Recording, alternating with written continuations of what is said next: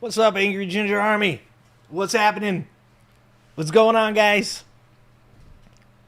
Oh, we're here. Oh, we're here. And here is a weird place, but here's where we are in America. What's going on, everybody? Got a lot to talk about, as we always do. Always seem to have a lot to talk about nowadays. There's not a day without 95 different topics to talk about. So, I mean, I guess if anything, this dude's making it easy. It's easy to do this live stream. That's for damn sure. So, yeah. I'll tell you what. You know, I just got home from work. Another long day of trying to find what is actually going on, the reality of what is actually going on in this country, and not the bullshit that is making its way out onto the airwaves and being seen. And you know, I was just having this conversation with my boss, and I had this conversation with my wife the other night.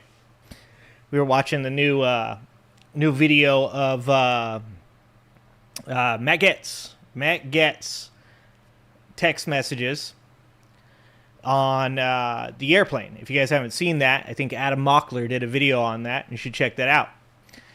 And, you know, there's this question of, you know, like, do you think it's real?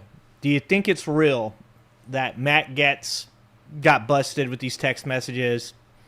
And I think that's an important conversation. But I think the more important conversation is the fact that we have to ask that with the current atmosphere of this country and the reality bending simulation that we seem to be in when Trump is president. Because 20 years ago, guys, 20 years ago, those Matt Gaetz text messages would have been a huge story, career ending. Yeah, not for him, even for Donald Trump. But if you guys haven't figured it out yet, we've gotten to this point, and I'm sure you guys have, so this is probably redundant to even say this, but we've gotten to this point where Donald Trump has put a chokehold on real information. They defunded the NOAA. They don't want you to know when tornadoes are destroying states. They don't want you to know, as hurricane season kicks off, what's going on with hurricanes. They don't want you to know about wildfires and the people that aren't getting the help from the government. They don't want you to know about ICE dragging people off the street wearing masks. I think I was watching a video the other day. It's like Theo Vaughn or something like that. And he was like, you know, I know some of these videos aren't real. And I'm like, which videos is Theo Vaughn watching that he believes aren't real? Because there is a plethora of these TikTok videos and the YouTube videos of people being both American citizens, undocumented immigrants, getting snatched up off the street by people wearing masks, people that are legitimately here in this country, people that are here working on being here legitimately in this country. And we're really getting to this point with Trump where the information that is being released is just all his bullshit. All the lies he tells. Iran got bombed and the nuclear facilities are gone, obliterated, massive success. We all know that's bullshit now. Because they're investigating the leaker that said, turns out we barely set them back a few months, even if that was their intention. As we know, this story's, 30 years in the making of Iran is 2 weeks away from, nuclearization. And it makes the job of people in small businesses, mid-sized businesses, businesses that aren't corporations, harder and harder. As I try to do my job, I find myself in a place where it's really hard to determine what I should do next as a person in charge of helping to make a business successful. And what we're looking at is something that's done on purpose. It's meant to keep every one of us that are down here on the bottom, that are slaving away, that are working our asses off, from knowing what is really going on in the country, and they are attempting to spoon feed us this rhetoric that everything is okay, everything is fine, nothing is happening. This is the most successful, administration that has ever existed in the first 6 months. And it really gets to me, because I think most of us just want to live our lives. Most of us just want to, find the little bit of success that has been left to us, the scraps of success that has been left to us by these billionaire oligarchs. And, it frustrates me, because there's an ability for some people like myself, like you guys, to achieve things in your lives, own a home, have a career, have children. But this administration is actually, even though they've claimed that they were going to clean up this mess and they were going to fix all these things and people are going to live the American dream and everybody's going to be wealthy, it's all a lie. It's all a lie, and it's very frustrating, because even worse than just the lie is the results of the lie. And that is that things are not getting better, they are getting worse. So, a bit of a frustrating day for me at the job, but I'm here with you guys, and we're going to talk about some things. But first, let's say hi to everybody. Let's see who's here. Let's see who's shown up. Nina, number 1. Nina wins. Nina, you're like 12-3 or something like that. You're doing good nowadays. Alan, what's up? Roxanne, hi. Mitchell, second. No 10th. You got to be fast, Mitchell. You got to be quick. Nina comes for blood. Nina comes in and wins. And if you win against Nina, that means that you're really putting in some hard work. So you got to try harder. Try harder, Mitchell. Woke Mike, what's up, Woke Mike? Robert, what's going on? Let's see who else is in here. Nightbot, good job. Nightbot's my only employee. Doing a great job. Nightbot, good job. Robert Carr, what's going on, Robert? Groove Dragon, what's up? Yeah, we're going to be on here tonight. Tomorrow is this space. Tomorrow at 5 o'clock is this space. And they've given me a hard cutoff time because I'm not the closer anymore. Now, apparently I talked too much about being the closer. They're like, yeah, about that. Not the closer anymore, which is dope. I mean, they're doing a great job over there. I think they're up there 750 subscribers over there. So if you haven't gone over to this space, make sure to go over to this space and subscribe. I think they're live right now. Check them out. Let's see who else is out there. Kelly, what's up, Kelly? What's going on? Let's see. Progressively, what's going on? Progressively, what's happening? TOG, what's up, TOG? I hope you're doing good. What's up, Johnny Q? What's up, Johnny? What's going on? He hurts in the house. What's up, man? Let's see. Dr. Don, bringing it from Mexico. Dr. Don, quickly becoming one of my favorites, because at one point, Dr. Don, I'm going to have to come stay with you. It's either you or I'm going to stay with Swift. I'm not sure north or south. I haven't decided yet. One of you is going to have to let me in, though. We're going to do a secret knock when we get there. Pinkerbell, what's up, Pinkerbell? What's going on? Let's see. Bucket's in the house. What's up, Bucket Kid? Probably on your break. Glad you're here. Let's see. Alan, what's going on, Alan? I think I said hi to Alan, but we'll say hi to Alan again. We can do that. We can say that multiple times. Ross Carson, what's up, Ross? What's going on, Ross? Jen, what's up, Jen? Angela, what's up, Angela K? LB, what is up, LB? What is going on, LB? All right. We set our highs. Your ginger better go north. Yeah, but here's the thing, Alan. Here's the thing about me. I was born and bred in the heat, okay? I was made for the hot, but not my skin. I don't do well in the cold. I'm kind of stuck where I'm at. To be honest with you, like I'm in the perfect climate for gingers where I'm at right now. It gets hot enough, but I can avoid most of the sun. And yet, it only gets really, really cold for a little bit of time.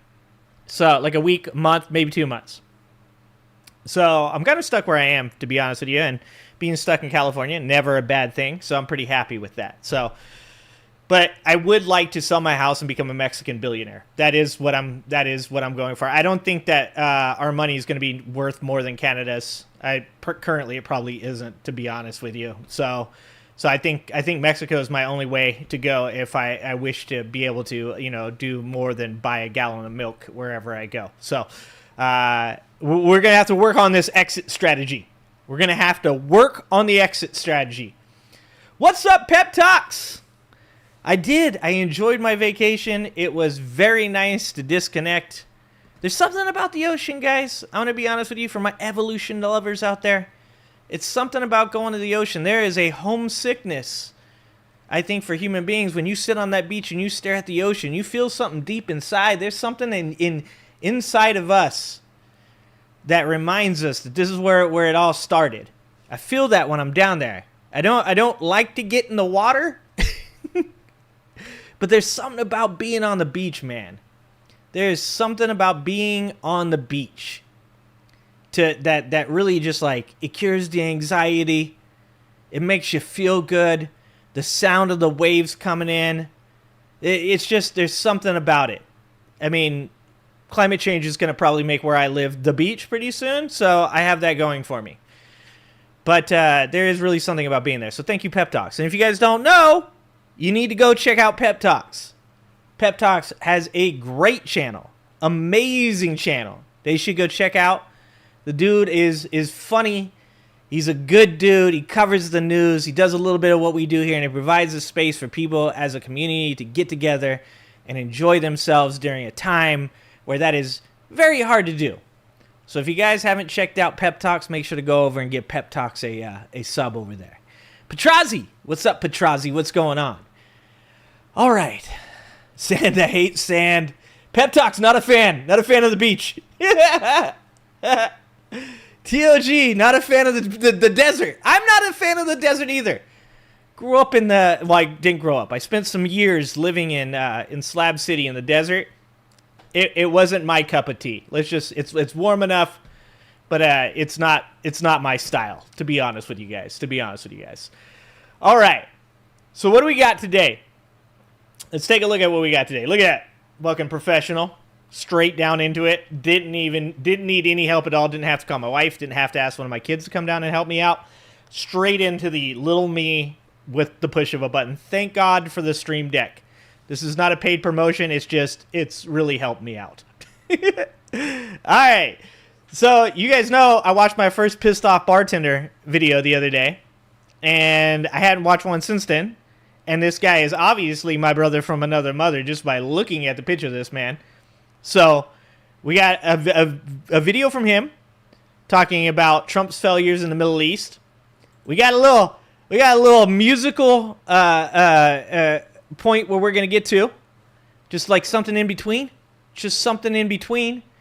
The Trump F-Bomb remix was just released by the Remix Brothers, my favorite remix people on the internet. The Remix Bros. And it's a doozy. So we've got a little bit of an in-betweener here to watch with the Remix Bros. Just something to give us a good time. We got Mamdani. I'm probably just like destroying this poor dude's name. I should probably ask Google how to pronounce it correctly. Winning in New York big, showing that I think I saw this in somebody's comment. Somebody said, so much for needing a Joe Rogan of the left to win. It looks like people that run on just, the good progressive values can win. Dope. And, I've seen online some stuff, obviously mostly from some of the shittiest people, and that's what this video from the Humanist Report is about. He's a Muslim. In New York, I think it's Charlie Kirk said, it's worse than 9/11, bro.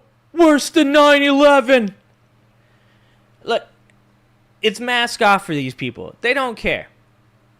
I've said this over and over and over again on this channel, and I will continue to say this. I dislike any type of religious extremism. I dislike Christian extremism. I dislike Muslim extremism, Jewish extremism, whatever it is. I don't give two shits what your religion is, as long as you treat people well. And I don't know this guy very well. He just kind of came on the scene for me. So I'm going to give him the benefit of the doubt. And we're going to watch what he does. But I'll tell you one thing you will never catch me online doing. And that is specifically coming on here and saying that I dislike a person because they happen to be Muslim. There are people out there that are Muslim that are good people, and there are people out there that are Muslim are bad people. And that goes for every single type of human being there is. There are good people that are white people, and there are bad people that are white people. There are good people that are Mexican. There are bad people that are Mexican. There are good people that are straight, and there are bad people that are straight. There are good people that are gay, and there are bad people that are gay. This is one of the things that drives me the most nuts about doing some of these videos is I get on here and I see people saying some of the shittiest things that you can say about a human being with absolutely no firm ground to stand on. The very fact that these people are immediately attacking this man and saying he is a terrorist is it doesn't say anything about him, but it sure as fuck says a lot about these people. So, I'm here for the meltdown. We're going to watch a video on that. We got the Humanist report talking about all the people that got triggered by this. We got, of course, Trump going to NATO. And I'm sure all of you saw that weird-ass text message or email or signal chat, whatever the fuck it is, that Trump posted on his Truth Social from the suck-up in NATO. I get it. I understand. Like, now there's this strategy by foreign leaders to use Trump's own hubris against him. And maybe this is a bit of a jank moment for me where I just don't understand. I can't bring myself to be that person. Maybe they think they're going to get something from it. I can tell you this. I've watched people suck up to Trump over and over again. It doesn't seem to come out with the outcome that you want. Because he doesn't want people to suck up to him and then he becomes their best friend. He wants them to grovel. He wants them to be sycophants. He wants them to never say no, never to criticize, never to push back. This idea, this strategy, it's a losing strategy in my opinion. So we're going to watch a video. It looks like David Pakman on that one. We got the IHIP ladies. I swear to God, we're going to get to the IHIP ladies tonight. Talking about AOC absolutely roasting Donald Trump's orange ass. I can't get enough of that. Love seeing AOC out there. Love seeing AOC doing what she's doing. And we're going to watch that. And if we get to it, we've got a clip of Joe Rogan with Bernie Sanders. Bernie Sanders doing his thing, going on there and attempting to go across those battle lines and show maybe some of Joe Rogan's audience that Bernie Sanders is still who Bernie Sanders has always been. And I want to watch that. That's a little bit to do with talking about Donald Trump's suppression of free speech and suing the media. And then if we get to it, we also got Senator Chris Murphy talking about the lies involved in the Iranian report that Hegseth and Trump have been spreading. Everything was successful. Everything was totally obliterated. Iran has no nuclear anything. We all know, anybody that has eyes knows that this is bullshit, that this is theater, that this is political rhetoric, that none of this shit that Donald Trump comes out and says is happening is ever happening.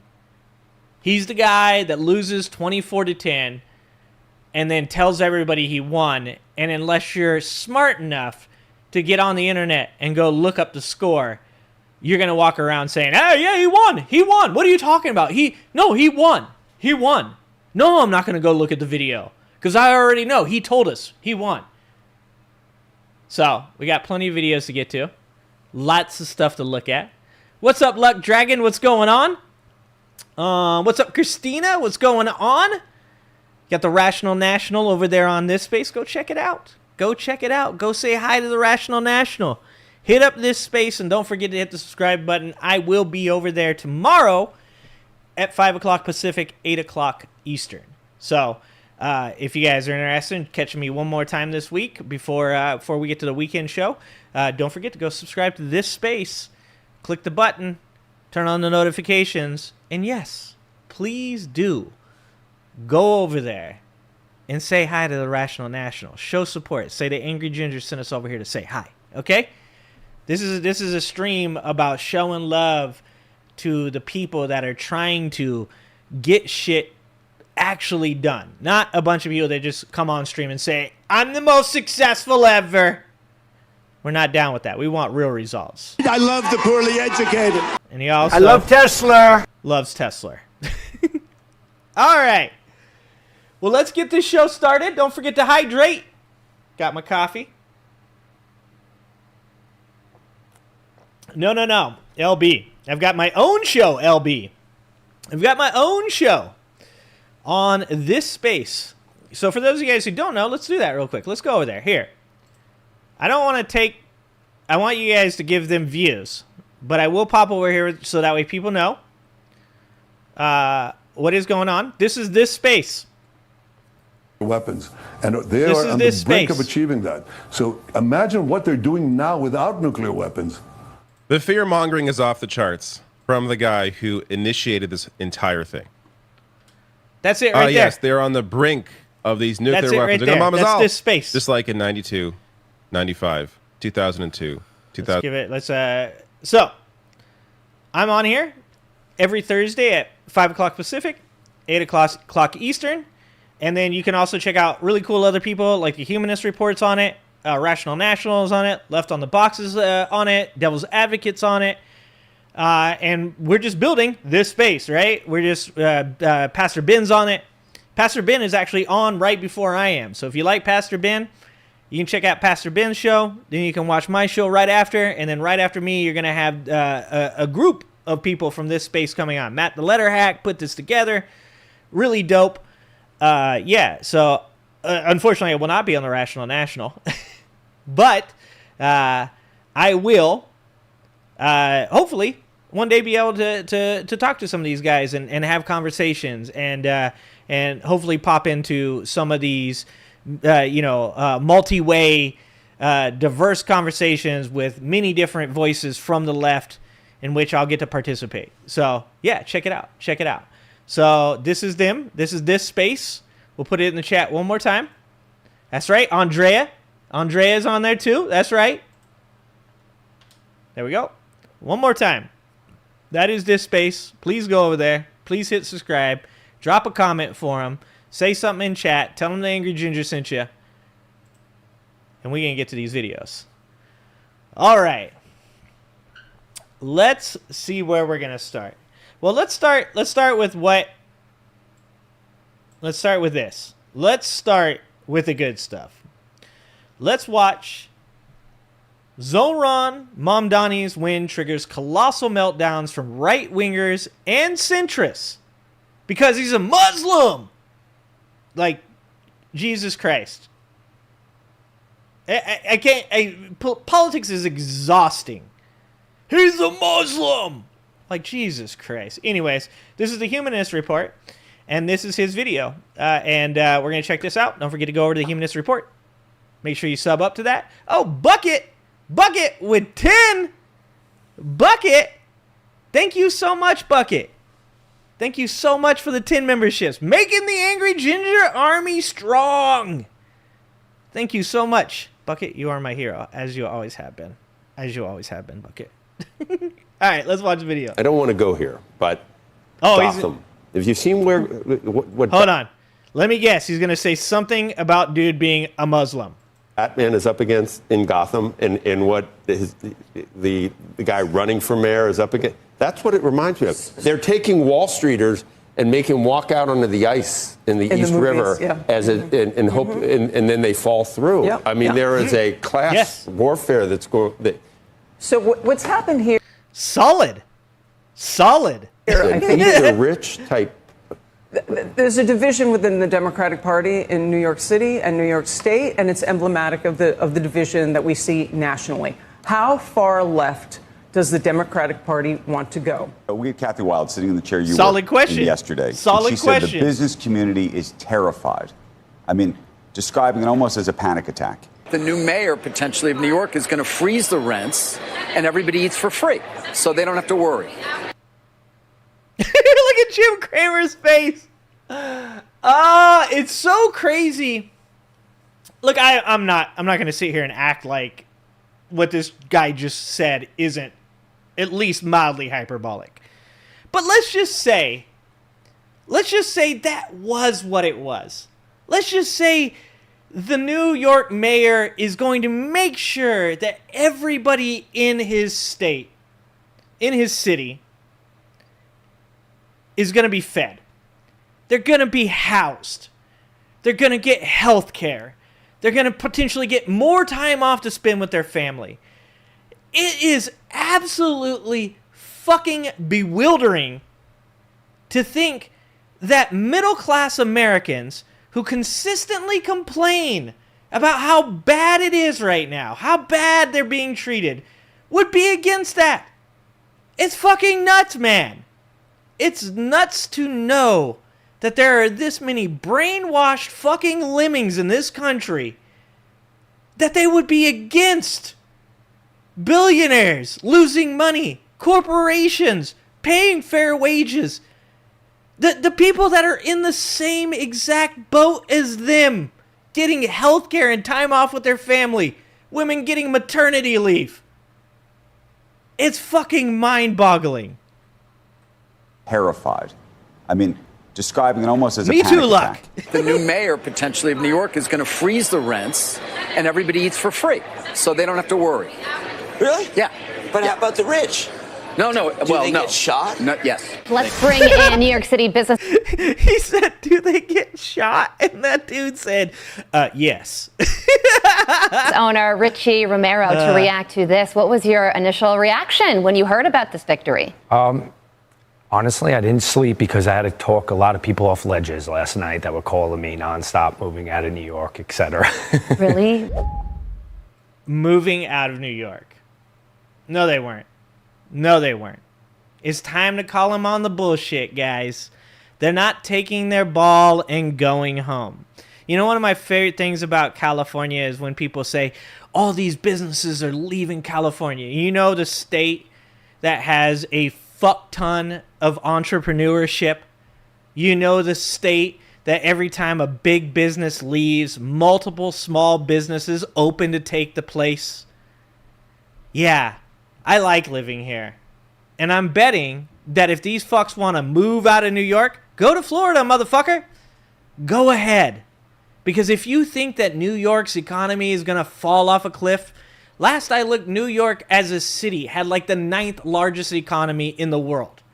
If you think it's going to fall off a cliff because people get health care, because people get paid a fair wage, because they get treated like, you know, human beings, move the fuck out. Go for it. Someone will replace you. Someone that's motivated, somebody that wants to be successful, somebody that hopefully wants to take care of their workers will take your fucking place. And I'm here for it. No need to talk him off the ledge, brother. Let him jump. That was just a tiny little fraction of the enormous shitstorm that ensued after Zoran Mamdani defeated Andrew Cuomo in New York City's mayoral race. And my favorite thing ever is this allegation that the working class is waging class warfare against the wealthy. I'm here to confirm that we are indeed doing just that. The days of the wealthy waging an asymmetric war against the working class are over. These oligarchs have taken everything. I'll disagree real quick with Mike here. It's not the days are not over. The days are not over because there are still a bunch of brainwashed ass lemmings out there. There are still a bunch of people sitting there talking about how they can't pay their rent, they can't feed their family, how gas is unaffordable, groceries are unaffordable, that still will vote against their own interests when it comes November 2025. So, even though I agree with what Mike is saying here, that we are smartening up, that we are waking up, that the middle class hopefully is starting to congeal and become something of substance, it ain't over yet. It's just the beginning.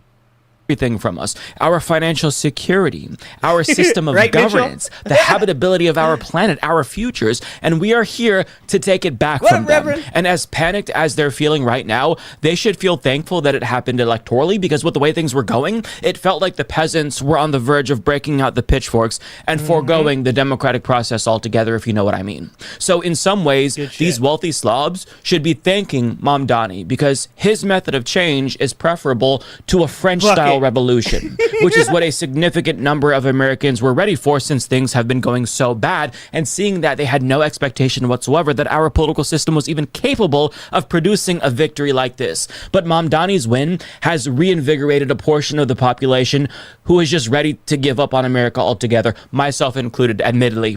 And every single centrist, neoliberal Democrat should be shitting their pants right now, because this proves that once and for all, the energy of the Democratic Party is with the progressive wing of the party, and that bodes really well for the future of the Democratic Party. Now, I've got so many more reactions to share with you, but I first want to take a look at an analysis from CNN's data analyst, Harry Enten, who confirms that Mamdani's win is not some sort of a fluke. In fact, data indicates that he is representing a new direction that the base wants to take the Democratic Party in. And this is what we've been talking about, right? This was the question that was answered by Donald Trump's win. And that is, somebody asked me the other day, I said something about, what was it? I said something about like the continued polarization of America. And somebody said, well, aren't there a lot more Democrats than Republicans? And I said that used to be true. There used to be a pretty wide gap. It was like, 47%. These are made up numbers. I'm throwing these numbers out there. Like 47% were Democrat, and it was like 39% or 35% were Republican, and then a certain percentage were independent. And over the past few years, that gap has actually closed quite a bit. And more independents were becoming Republicans.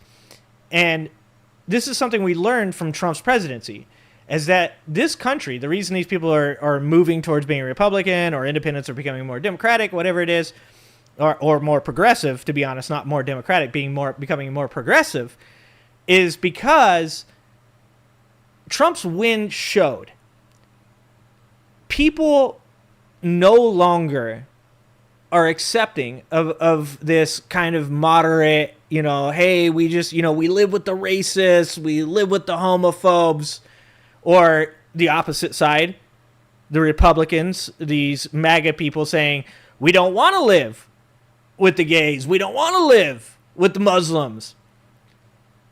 And this win goes to show that is the truth of this situation, and we can deny it all that we want, but it is the truth of this situation, is that people are tired of playing this balancing act where they get a politician into office, and then that person gets very mediocre things done.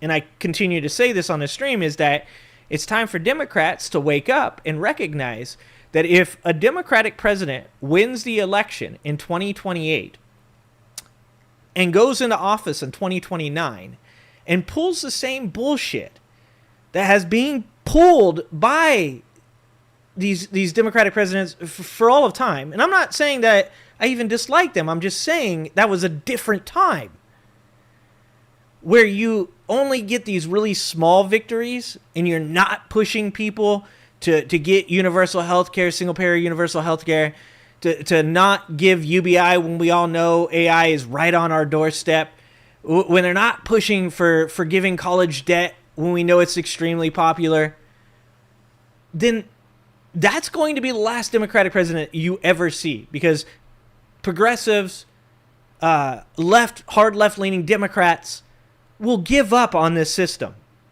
And this win, as Mike is pointing out here, does make the case that where we're at as a culture, as a society, is that the left wants people that are going to, he hasn't done anything yet, hasn't been elected yet, but are going to potentially actually get some shit done. There is a case in this country for minorities to say they have been betrayed by the Democratic Party for decades. Because for decades, the Democratic Party has said that they would do these amazing things. And to give credit where credit is due, they've made progress. We are better off now than we were in the 60s. We're better off now than we were in the 80s. But people are tired of waiting. People are impatient. They want to see it in their lifetime. And if there's one thing that Democrats can definitely rip out of Donald Trump's playbook, it is, you know what? The other side's never going to vote for you, and you should stop trying to get them to. Instead, it's time for Democrats, for progressives, to get into office and do things that progressives and Democrats agree should be done. So, I think this is dope. Let me tell you, this was a political earthquake that should have the Democratic establishment running scared. What are we talking about here? Well, New York City primary upsets like Mamdani's. This is truly one for the record books. There are really only two that I could think of that are anything like this. And that was back in '89 for mayor when David Dinkins won over three-term mayor Ed Koch. Koch was running for a fourth term. The voters said, there was big turnout then, just like there was big turnout last night. And of course, more recently, if you want to take a look at a national picture, think back to 2018, New York's 14th Democratic. And you know what he just said? He said the most important word, turnout. Kamala Harris lost because of turnout. Now, there's people like, well, she lost because of this and she lost it. Yes. I understand that. I understand there's multitudes of reasons. But one of the major reasons that Kamala Harris lost is turnout. When he says there was major turnout, when they say when AOC won, there was major turnout, that is so important to recognize. Because this administration wants you nihilistic, apathetic, and exhausted. They don't want you to turn out. In 2025 in November, they don't want you to turn out. They want you tired, exhausted, apathetic, and nihilistic. And they don't want you to vote. So people better be ready now, because this is a marathon, it's not a sprint, to turn out when it comes time to turn out, just like these people did. Primary going for Congress when AOC beat House Dem Caucus Chair Joe Crowley. This, to me, is very much like that. Energizing young voters, energizing voters on the left, and providing what truly was a historic night last night in Democratic circles. And, you know, look, on paper, this is a mayor's race. This is also New York City, special city. But is this more a New York City thing, or is this more of a sign of a larger national trend when it comes to the Democratic Party? Yeah, just like AOC's victory in 2018, this did happen locally, but I think you can take it up nationally. What are we talking about here? Well, you know, you think about Democratic establishment, you think about Democratic Party leaders. Pretty much all of them were behind Andrew Cuomo, but the bottom line is what has every poll up to this point said, to answer that man's question? What has every poll in the Democratic Party said up to this point? That Democrats are tired of the Democrats that are running this party. Like I said, I'm not going to sit here and shit on people that have done some legitimately good things over the years. But what I will do is say times have changed. Do I like everything that Obama did? No. Do I like everything that Biden did? No. Do I like everything that Clinton did? No. But they all had their W's. And those W's were a beautiful thing when they happened. But that was then, and this is now. And people are tired of establishment. They are tired of the Democratic Party trying to be the adult in the room. They are tired of hearing about working across the aisle with people that have never, ever, ever, ever, ever been interested in working with them. It's time for them to be replaced. Democratic base is fed up, done with the Democratic establishment. This is true in New York. It's true nationally. Democrats who say their party leaders should be replaced. Look at this. This is a recent poll from Reuters Ipsos. 62% of Democrats nationally say their party leaders should be replaced. Party leaders like Andrew Cuomo, party leaders like Jim Clyburn, who, of course, endorsed Andrew Cuomo. You think about all the Democrats that were behind Andrew Cuomo in the establishment. The Democratic base is fed up with them. And the bottom line is nationally, the vast majority of Democrats think that their party leaders should be replaced. But it's more than this, right? Of course, Mamdani ran a pretty far left campaign, right, compared to what we normally see in Democratic circles. But the bottom line is, you talked to me 20, 30 years ago, there was no way I thought a Democratic socialist could win a nomination for mayor in New York or nationally. But look, there you go. Look at those percentages. Look at that. And that's not just a sign of the Democratic Party. That's a sign of political polarization in America. It is that the longer that we play this game of being moderate, of balance, of working across the aisle, the more frustrated, to be honest, both sides get. Both sides want to see candidates that get into office and do what they want them to do. And Trump, even if it's all hyperbolic, even if it's all bullshit, even if it's all lies, has done the job of getting into the office and making these people feel good about what he's doing. And let's be honest, the main thing that these people wanted to see were brown people getting picked up off the street and tossed out of this fucking country. That's what they wanted, and Trump said, okay, I'll do it. You can't deny that the dude did it. He's doing it. I just had a meeting with a dude today who's of that descent. And we talked about it. Him going to different cities and being like, oh, ICE is here. He's got to be afraid. This man, he's not here illegally. He's not undocumented. But because of the color of his skin, he has to be afraid that at one point or another, somebody's going to fucking jump him on the street with a mask on and try and fucking throw him in a detention center. And we're not asking for that. For the love of fucking Christ, what we're asking for is healthcare for everybody. Not just for Democrats, but for Republicans and everybody else too. What we're asking for is UBI because we understand that AI is going to displace truck drivers who probably, to be honest with you, are majority Republican. We're not asking for people to be yanked off the street and deported. We're asking for people to get human rights. And if 55% now agree that that's important, then fucking Democratic leaders better fucking listen. Democrats who identify as liberal nationally. In 1994, it's 25%. You go to 2004, 33%. 2014, 43%. Now the majority of Democrats nationally identify as liberal. If there are Democratic establishment folks who think this is just going to be contained in New York, I say this is a warning sign to you. It very much may not be. What is this feeling? Is this hope? Is it optimism?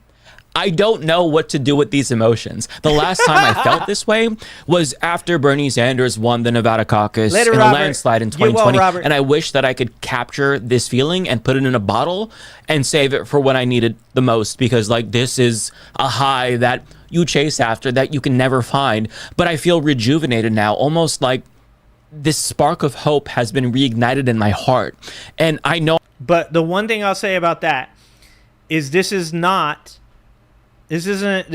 one small thing that's happened. Somebody said earlier, the world is doing big things right now. We have, sorry, Mike, for that pause here, Mike. Let me help you out. Oh, I'm not. Okay, better. Sorry, Mike. Look, the world pushed back against Donald Trump. Canada pushed back against Donald Trump. Germany pushed back against Donald Trump. The world set the stage for this because it gave people here hope. If we would have seen far-right people win in Germany, far-right people win in Canada, far-right people win throughout the world, that would have been the narrative right now. And something like this would have been one small spark, right? But instead what you see is this much bigger thing. And that is, there are a lot of fucking people out there that agree with you, that think that like people deserve these human rights. So it's amazing because when he says he feels this hope off of this, I felt this hope when Carney won. I felt this hope when Canada said, we're not going to be your 51st state. Fucking stop.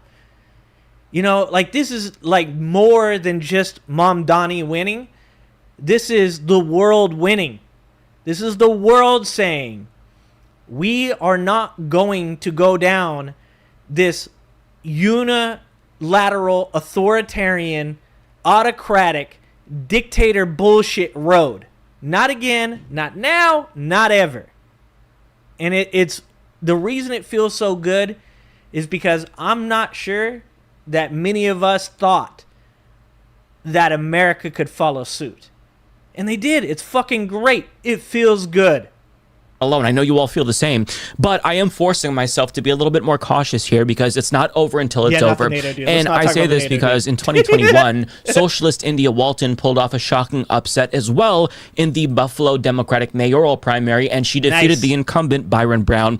But he subsequently launched a long shot write-in campaign and took lots and lots of money from Republican donors in an effort to stop her in the general election. And unfortunately, it worked. So I'm not trying to rain on anyone's parade, but the Buffalo race is one of many cautionary tales warning us that the Democratic Party machine isn't just going to go silently into the night. They will do everything in their power to stop Mamdani in the general election. You already have Eric Adams running as an independent, and I wouldn't be surprised if Andrew Cuomo did the same thing. So we still have to fight to make sure that this win is indeed a win. But I will say that the thing that's changed since 2021 with India Walton's race is that the Democratic Party's base has seemingly become much more radicalized in the second Trump term, and they understand finally that milquetoast corporate Democrats aren't going to save us from fascism. But the general election is still a ways off, and I think that we owe it to ourselves to enjoy this. We should take the time, at least for a little bit, to be the biggest sore winners in the history of sore winners because of how much bullshit we've had to endure for so fucking long. And that is what we are going to do right now in this video, my friends. It's time to gloat because so many centrists like Matt Iglesias and so many conservatives like Charlie Kirk are having meltdowns of epic proportions today. Dude, I seen the Charlie Kirk one. Racism, just full on racism. The dude is just, I mean, I can't believe that people have not done a better job of calling this dude out on his bullshit. And also, that is one weird looking motherfucker. Let's just be honest. That is a weird looking dude. He might be an alien. His one of the video, I didn't see the whole video. I just saw a part about him talking about it being 9/11. And their tears are providing me with much needed fuel. So let's start with the reactions from hysterical right-wingers who were clearly flooded with a spectrum of emotions ranging from racism to xenophobia. And when you add in the element of socialism, I think it's safe to say that their heads were this close to exploding. For example, Jay Aubrey shared this screenshot from Fox News where they fearmonger about Mamdani's socialist promises, including no-cost childcare, baby baskets to newborns, and a $30 minimum wage. Oh no, whatever. Oh no. Oh no. Whatever will New Yorkers do with all of that extra money in their pockets? They must be horrified at the thought of living a little bit more comfortably. So sad. Now on Twitter, AOC shared the cover of the New York Post, which says NYC SOS, who will save the city after radical socialist batters Cuomo and Dem mayoral primary. And she juxtaposed that cover with the cover after she was elected. And she adds, billionaires use the same scare tactics every time to divide working people. It's all to create hysteria and keep us from achieving the affordable, dignified life we deserve. We won't fall for it anymore. Here's to working towards a safe, welcoming, affordable future for all. Now, when you seek out the response... And by the way, they stole the idea of the baskets for babies. I mean, that's where the idea of bank accounts for newborns or whatever the fuck it is that Trump wants to do, right? This is why this is so important, is because these people literally will be 100% against any progressive agenda until those words come out of Donald Trump's mouth. If Donald Trump says universal health care for all and single payer universal health care is good, or Donald Trump says AI is coming, UBI is important, these people will flip on a fucking dime and will all of a sudden be like, oh, you know what, that's great. So when you hear them fear-mongering about babies, baskets for babies thing, or you hear them fear-mongering about free childcare, do not forget that is not meant to disparage the idea of those things. It's to disparage the idea of those things coming from Democrats. They don't want you to get those things because they want to be able to come out and half-ass it and give a shit arrangement for you. And that's going to be popular because it's coming from Donald Trump. So now all of a sudden Donald Trump gave us free childcare. He's not going to do that. But he gave us free childcare, so it's a good thing now. What they want you to do is they want you to criticize the other person within your party. Oh, how are we going to pay for that, bro? Like, dude, all the billionaires are going to leave, bro. Like, do you know what's going to happen if we do these things? America's going to fall apart. That's what they want. So do not forget, when they say things like free childcare, and then they say, well, there's no way we can pay it. That's not them saying that from their point of view. That's them saying it so that way you will argue amongst each other. That's what that's for. We want free childcare because that means more people being able to work. We want free childcare because that means people living less stressed out lives, which means that they're better parents, that they take care of their children better, which creates better human beings that become more productive and successful. We want kids being taken care of because when kids are taken care of, there's less crime in this country. They want that too. They don't want you to do it, and until dear leader says it, they don't know that they want that too. Responses from conservatives on Twitter. That's, of course, where they really let their freak flags fly. For example, we have Pastor Greg Locke saying, we read those New York City has fallen. The demonic sounds of Islamic prayer calls will soon be heard throughout the streets. The trash will pile higher than ever. Jews and Christians will be hated. Rape will skyrocket. NYC will be the next London. It is a party of anger, hate, and vitriol. And they prove it over and over and over again. I love the poorly educated. Whoops. Wrong button. My God. Keep crying, asshole. Charlie Kirk says 24 years ago, a group of Muslims killed 2,753 people on 9/11. Now, a Muslim socialist is on pace to run New York City. I mean, he's just going straight up like full mask off, Klan level racism here. Jack Posobiec says, a foreign-born Muslim socialist just won the primary for New York City mayor. Are we allowed to talk about mass immigration now? No, you're not. Mike Cernovich adds, a Marxist Hamas lover cleared another hurdle to become New York City's next mayor. Laura Loomer tweets, there will be another 9/11 in New York City and Zoran Mamdani will be to blame. Like, just for 1 second, stop and think about that fucking statement. There will be another 9/11 because they elected a Democratic Socialist Muslim mayor. How fucking dumb are these people that follow this shit and read this shit and go, oh, that makes sense. Oh, that makes a ton of sense because just because there is a Democratic Socialist Muslim elected, for sure there's going to be terrorism. Jesus Christ. Like, how brainwashed do you have to be to read Laura Loomer tweets? These people are genuinely insane. Stephen Miller tweeted, NYC is the clearest warning yet of what happens to a society when it fails to control migration. Actually, he's an example of the good that comes out of immigration. Oh my God, Marjorie Taylor Greene says, this hits hard, and she shared a picture of the Statue of Liberty wearing a burqa. I mean, they don't even care what the Statue of Liberty says about immigrants, so it's ironic that she is acting as if the Statue of Liberty and its message has been disregarded when conservatives are the ones that did that. Gary Kasparov says, social... Yeah, Etch just said it. So what was Rudy? Because if I remember right, didn't they have a white mayor during 9/11? Wasn't it a white guy? That's weird. That kind of fucking blows a hole or two in that whole plot. Well, it turns out that if a white dude's the mayor, we get 9/11. Well, that's crazy. Socialism is like polio. It comes back when people forget about the horrible damage it did last time. Actually, you're thinking of fascism, Gary. Meghan McCain says conservatives have no place in New York City, and the ones who argue my point defiantly still living there are going to fuck around and find out. Laura Ingraham... That actually, I mean, nice warning. Get them out. Good job. All of them should move to Alabama. All the conservatives... Sorry for you guys that are in Alabama. I'm really sorry. I know a couple of you in Alabama. I'm sorry. I'm just saying. I don't know if you guys can think of another like fucking southern state that these people can move that will be hell for them because it's fucking ridiculously hot. I don't know. They can go there too. Maybe there's a couple options. I'm just saying, Meghan McCain is kind of hitting. Like, y'all should move out of New York and find somewhere in the deep south where you guys get sunburned all the time and life is shitty and you get stung by bugs and, you know, perhaps eaten by a fucking alligator. Is there alligators in Alabama? I don't know if that's true.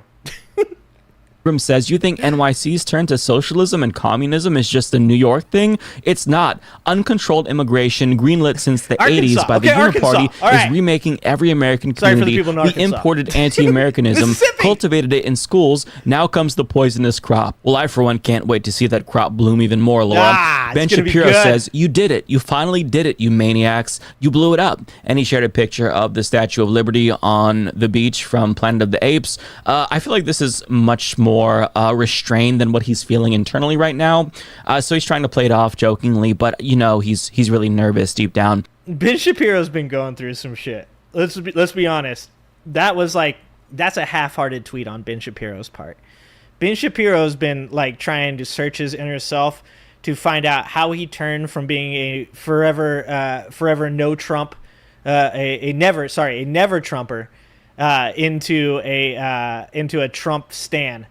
He's still trying to deal with that inner conflict of having to grift that hard off of his viewers by going from being a never Trump guy to being a guy that literally just loves him some Trump, but then watches Trump do all the shit that he's like, oh, I don't like this. Yeah, that's a pretty half-hearted tweet on Ben's part. That looks like he's struggling. That somebody should check on Ben. Little Ben Shabibo definitely needs to be checked on. Matt Walsh. Let's check on him. Yeah, you effing with some wet-ass P-word. Bring a bucket and a mop for this wet-ass P-word. Give me everything you got for this wet-ass P-word. Yep. P-word. P-word is female genitalia. He's going through some shit, guys. Tweets, 40% of New York City's population is foreign-born, not just second and third generation immigrants, foreign-born. Exactly. Almost half the city wasn't born in this country. NYC isn't an American city anymore by any reason. Oh, wait. Mitchell wins. We send them all to Russia. Dude, that's win-win. Win-win, Mitchell. We send them all to Russia. That is fucking good job. Let's start that GoFundMe. Let's get it going. Reasonable definition of the term. It's a tragedy and a disgrace. Just like saying the quiet part. Can we definitely send Matt Walsh? 40% of New York City's population is foreign-born, not just second and third generation immigrants. Foreign-born. Almost half the city wasn't born in this country. NYC isn't an American city anymore by any reasonable definition of the term. It's a tragedy and disgrace. 1 million views on that, by the way, guys. 1 million views. Who do you think should be first? Like, I would be willing, like Matt Walsh being deported to Russia. I could get behind that. Who do you think should be the first person deported?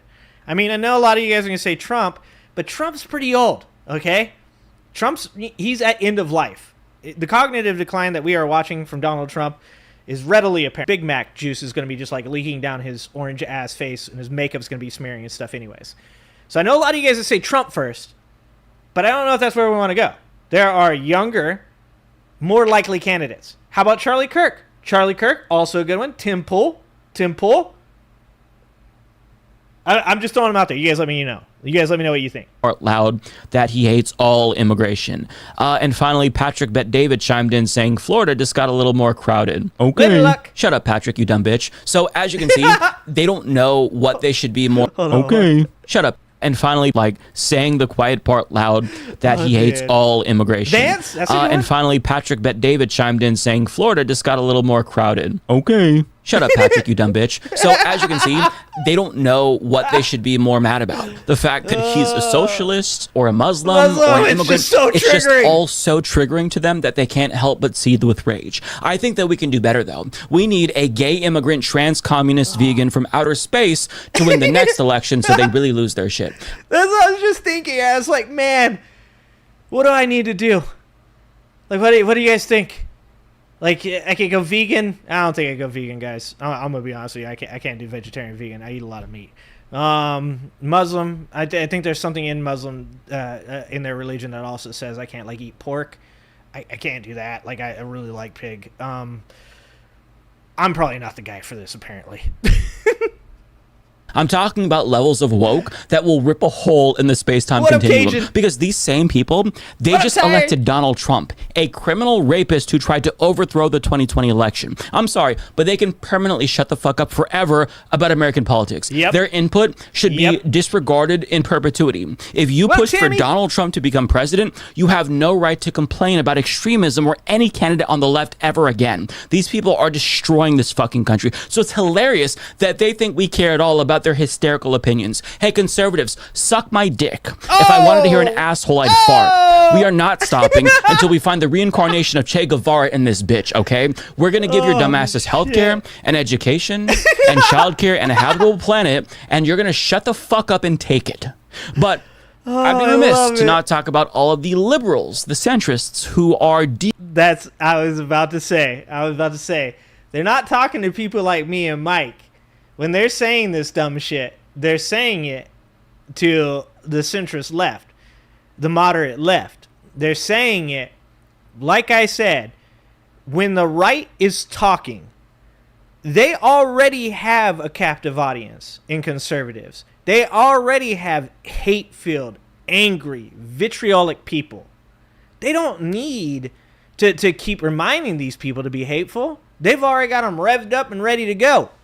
When they are tweeting like this, they are talking at certain people on the left that are super concerned that somebody is going to look at them and say, oh, so you support Muslim extremism? Oh, so you support women having their rights taken away from them? Oh, so you support child marriage? And this is the part where every liberal needs to get better. And that is, when somebody looks at me and goes, oh, so you think that it's a good thing that the Muslims won't allow women to drive? I go, no, I don't. No, I don't. No. So then why would you vote for this Muslim mayor? Well, because he doesn't seem to represent those ideals, and I don't think that parties or even religions really represent values. I think people do. And you can be a Muslim and still be a good person. You can be a Christian and still be a good person. You can also be a Christian and be a really bad person. And when somebody comes to me and says, hey, do you like or dislike this person? I'm going to go, well, let's take a look at their values. Does this person believe that women's rights should be taken away? You know, like conservatives? No, I don't like that person. Oh, does this person believe in child marriage? No, I don't like that person. Does this person believe in, going across an entire continent, murdering infidels, and raping and killing children because of their religion? By the way, that was the Crusades. No, I don't like that person either. But it's not specific to who that person is in their religion. It is not specific to who they are ethnically. It is specific to who that person is as a person. And if you are a moderate leftist, or if you are a moderate Democrat, and you're saying to yourself, well, I can't support this mayor because at the end of the day, if I support this mayor, he's Muslim, so that means that I support things that have happened in that culture that are against women, then you're a fucking moron. And you are part of the problem. Because people represent values, not parties, not religions, not groups. If you're a piece of shit, you're a piece of shit, and you don't get to use the excuse that it's because of your religion or because of your culture. It's because of you. You are a piece of shit. Not everybody else. Deeply distraught over the Democratic Party's voters finally choosing something new for a change. Now, Donica tuned into News Nation to see how Chris Cuomo was taking the news about his brother's cheeks getting clapped by a Democratic socialist, and his face says it all. And the chyron is the cherry on top, reading, extremism has taken... Oh, no way. His brother's saying that? Oh, no. His brother's saying... No way. The guy who said, yes, I would willingly ruin my career to stand up for my brother, which, sure, that's fine. That you 10 toes down, brother. You did it. But that don't mean any of us have to agree with it. No way. This guy is saying that the new mayor is an extremist. This is the kind of bullshit that can just fucking miss me. Right past. Because I can see right through it. Rude in America. But what's funny is that Chiron and his face was actually just a coincidence, because I looked up this segment and he wasn't talking about Mamdani there. He was talking about extremist socialists like AOC who, quote, support Hamas. But I think that that's just a small taste of what's to come. So I, for one, can't wait to see how he reacts to the end of his family's political dynasty by an extremist like Zoran Mamdani. Hey, Chris, so I say this on behalf of all so-called extremists on the left. Fuck you. Fuck your brother. Fuck your whole family. Go be with your fellow Islamophobes in the Republican Party, because you're no longer needed here. This is our party now, bitch. Cope and seethe. Cry. But this morning, on Morning Joe, Vodka Snowflake took a video from his TV on his phone, and the audio is terrible here. But if you listen carefully, Scarborough's comments genuinely made me laugh out loud. The numbers that came in last night, shocking. And here you have the New York Times, of course, with an editorial saying that the winner last night, Mamdani, is not qualified. Damn, look at Eric Adams' sad ass. Look at his sad ass down there. 4.1. Who the fuck voted for Eric Adams? I was just about to shit on him for only getting 4%.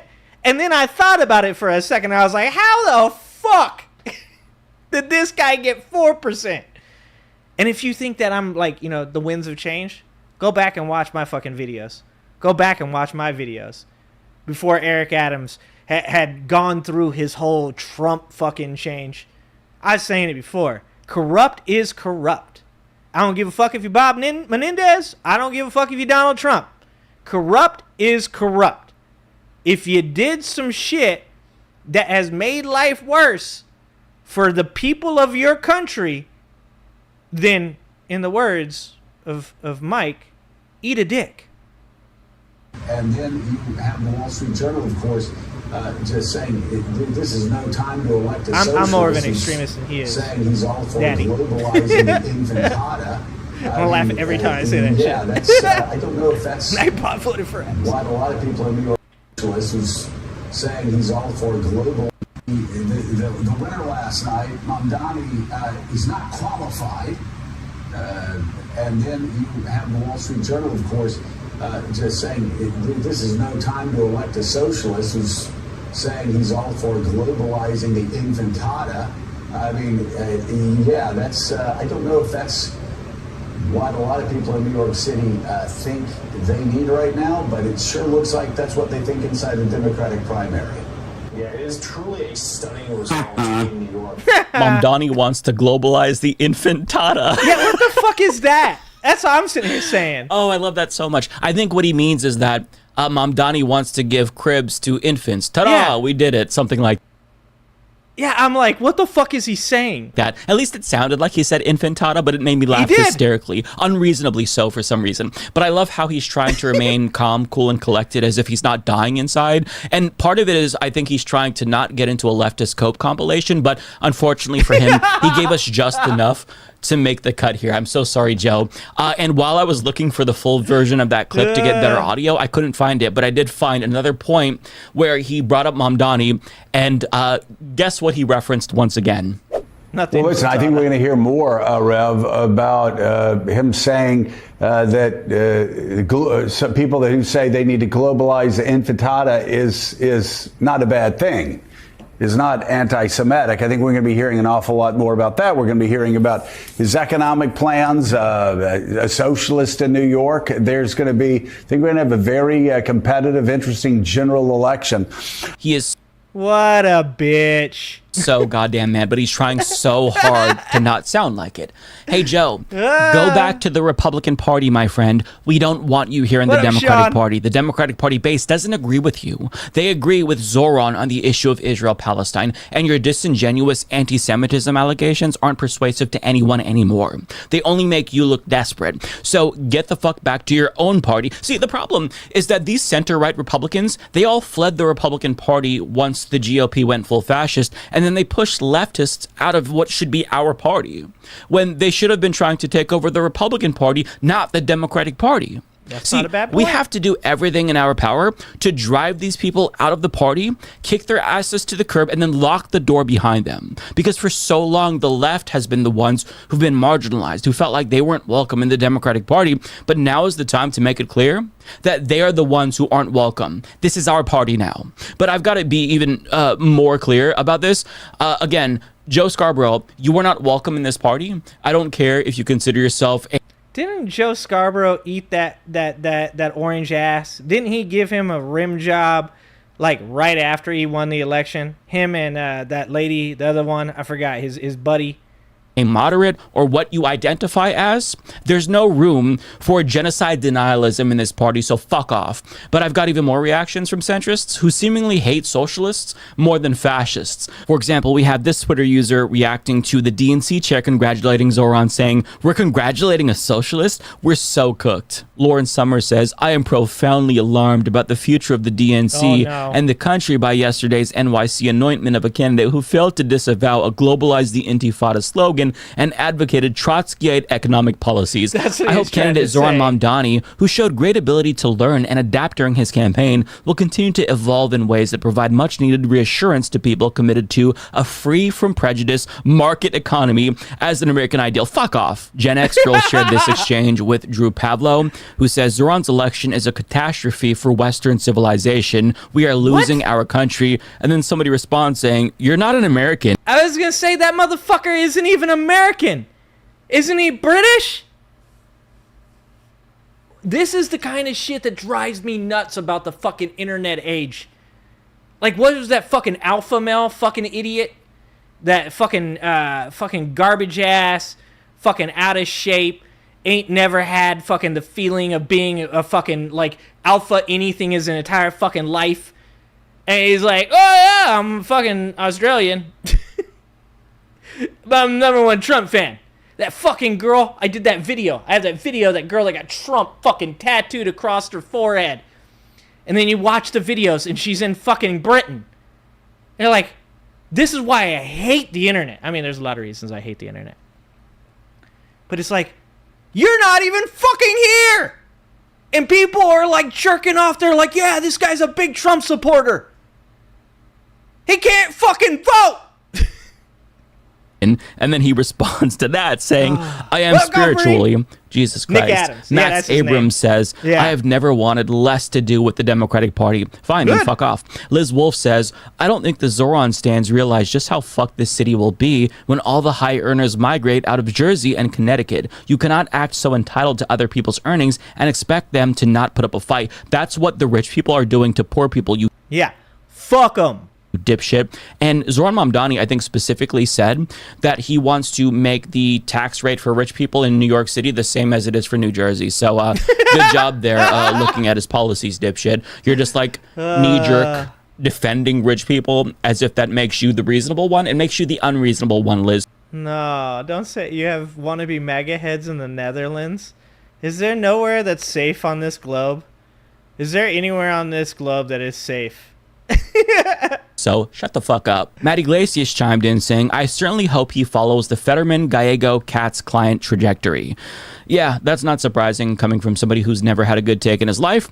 Rachel Beitkoffer says NYC is just going to have to go through the full San Francisco experience to recover its sanity. Why don't you just join the Republicans already, Rachel? Dude, they were already saying. That's the thing. That's the fucking most hilarious part about all this. Is they've already been espousing the rhetoric that New York is just as bad as San Francisco. They've already said that Los Angeles or New York or Chicago, any big city, because big cities are blue, all big cities are bad. They're all terribly ran. There's all tons of homeless. Like, this is the fucking, like, the most insane fucking bullshit of all this is that these people will come out and say that New York is overran by immigrants, the streets aren't safe, there's homeless everywhere, and then they'll go, yeah, I guess they just need to go through that San Fran experience. And there's a bunch of people on the left that will fucking fall for that shit. There are so many fucking people on the left they'll be like, yeah, San Francisco is pretty bad. Like, you fucking dipshits. Shut the fuck up. Like, you are literally playing into their hands. There is not a lot of times that I can just straight up give the fucking conservatives credits for shit. They like to fuck shit up pretty bad. But the one place I can give them credit over and over again and be right like the majority of the fucking time is they know how to get the left to say the dumbest shit to other people on the left. Like, you can fucking live in San Francisco, live in the nice parts of San Francisco, never ever even go into any of the bad parts of San Francisco, and you will sit there and go, yeah, San Francisco's pretty bad. Why did you say that? Oh, because I saw it on Twitter. I don't go down there. It's fucking insane. This one is good. Harry Sisson chimed in saying, lesson of the night. Please, Democrats, embrace social media and new media. It clearly works. Harry Sisson is pretending like he was on board with Zoran when he said nothing about Zoran. Furthermore, it's not social media that worked. It was his policies. It was his socialism. It was his refusal to kowtow to the Democrats who wanted him to support Israel. It was his condemnation of Israel's genocide. That's what did it, not media, Harry. Now, last but not least, Brianna Wu says, Democrats as a brand are cooked. We're going to get the reputation of socialist terrorist cheerleaders who hate our own country and will deserve it. Normies have got to reclaim our party. I spent a decade working with the far left. They kill any institution they touch. Hey, that's sad. You know, I've reached out to Brianna Wu actually to be on the show a couple times because I wanted to talk. I wanted to have a conversation. Like, doesn't she run Progressive Victory? Like, what the fuck? What is wrong with people? They're all triggered. They're all so fucking afraid. And that's what it comes down to. You can't have a party ran with a bunch of bitches. Okay? Like, that's what it comes down to.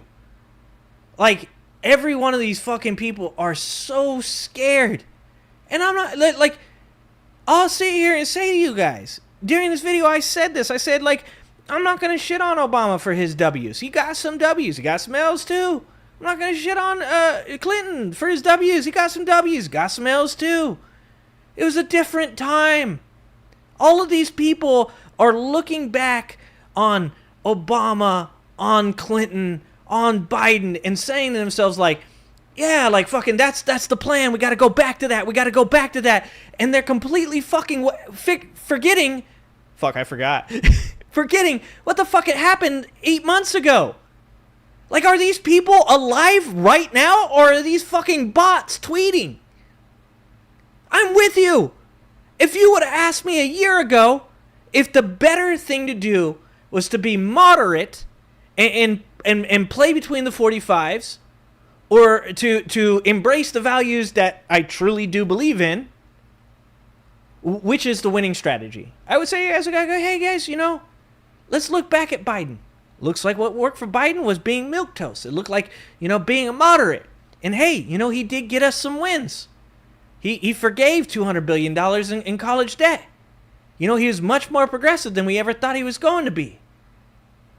But if you ask me now what's going on, I'm going to tell you Donald Trump broke the fucking game, and these people can't keep up. They can't keep up. And that's the fucking reason that people want different leadership in the Democratic Party. Because they can't keep up. Because they can't look at the situation now and say to themselves, 8 months ago, a year ago, 2 years ago, I thought differently, but shit has changed. New shit has came to light. And maybe it's time to change that strategy. These people need to grow a fucking spine, stop being a bunch of bitches, wake the fuck up, and recognize you ain't playing the same game. And these people that you're playing against already know that. And they've already used their strategy to win.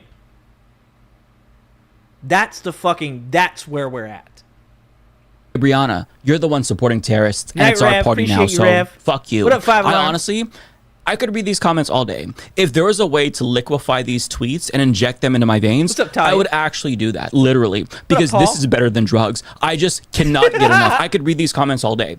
So to everyone watching, I don't want you to limit or filter yourselves in any way. I want you to feel emboldened. Don't be afraid to celebrate in the most insufferable way imaginable, because the only people you're going to offend are the ones responsible for our pain and suffering in the first place. So let them taste their own medicine. We all know that if Andrew Cuomo won decisively, they would be doing the same thing. So let them taste their own medicine. And most importantly, hang on to this moment and really cherish it, because we don't know how long it's going to be until we feel this way again. But if this victory is an indication of what's to come, that feeling might come sooner again than we expect. Let's go, November 2025. November 2025. Let's make it a fucking party. Oh, thank you, 5 Alarm. 10 memberships! The Angry Ginger Army continues to grow stronger every day. Every day. Every day. Thank you guys so much. I appreciate it. Thank you. Thank you. 10 memberships. Welcome to the Angry Ginger Army. All right. Well, that was a good video. And this is what I'm saying. This is why I started doing this. Or it's not why I started. It's when people drug me into politics. This is what I wanted to do. It makes me so fucking proud, guys. It makes me so proud to see people like standing up and just being like, no, fuck this. No, we can't always take the Michelle Obama. They go low, we go high. Once again, I'm not knocking Michelle Obama. I love me some Michelle Obama. I love that woman. I think she's amazing. I even think she could have been a better president than Barack. But it's a different time, man. It's different. And I can't say enough how fucking proud I am to see people like Mike saying, fuck you, speak with your chest. I can't tell you enough how happy I am to see people like Kyle Kalinske going, you know what, fuck this, I'm just going to talk shit. You know, people will say, like, well, hold on, those guys, didn't they contribute to Kamala's loss with the Israel-Palestine conflict? Yeah, I disagreed with that. I disagreed with it. I did. And I still disagree with it. But there is nothing that will make me feel fucking prouder than seeing a bunch of people that may disagree on some of the things they believe finally fucking bond together, grow a spine, and look these fucking bullies dead off in their fucking face and say, we're not going to do this anymore. You want to play this game? We can play this game too. We are the party of the civil rights movement. We are the party that fought the Civil War, won the Civil War, and freed the slaves, regardless of what some fucking moron, asshat, wannabe, fake Republican tells you. If you don't believe me, go ahead and go read Jeffrey Boutwell's book on George Boutwell and the establishment of the Republican Party. You ain't that Republican Party. These Democrats, these progressives, are that Republican Party. You are the party of Nathan Bedford Forrest. You are the party of the Confederacy. And you are the party of the traitors. And it's about goddamn time that this Democratic Party learns to stand up and do what Mike just did. I fucking love that. I am so proud. So proud. So proud. All right, let's see. Oh yeah, we're gonna have a little moment. You guys ready for this? Okay, hold on. All right. You guys ready for this? Are you guys ready?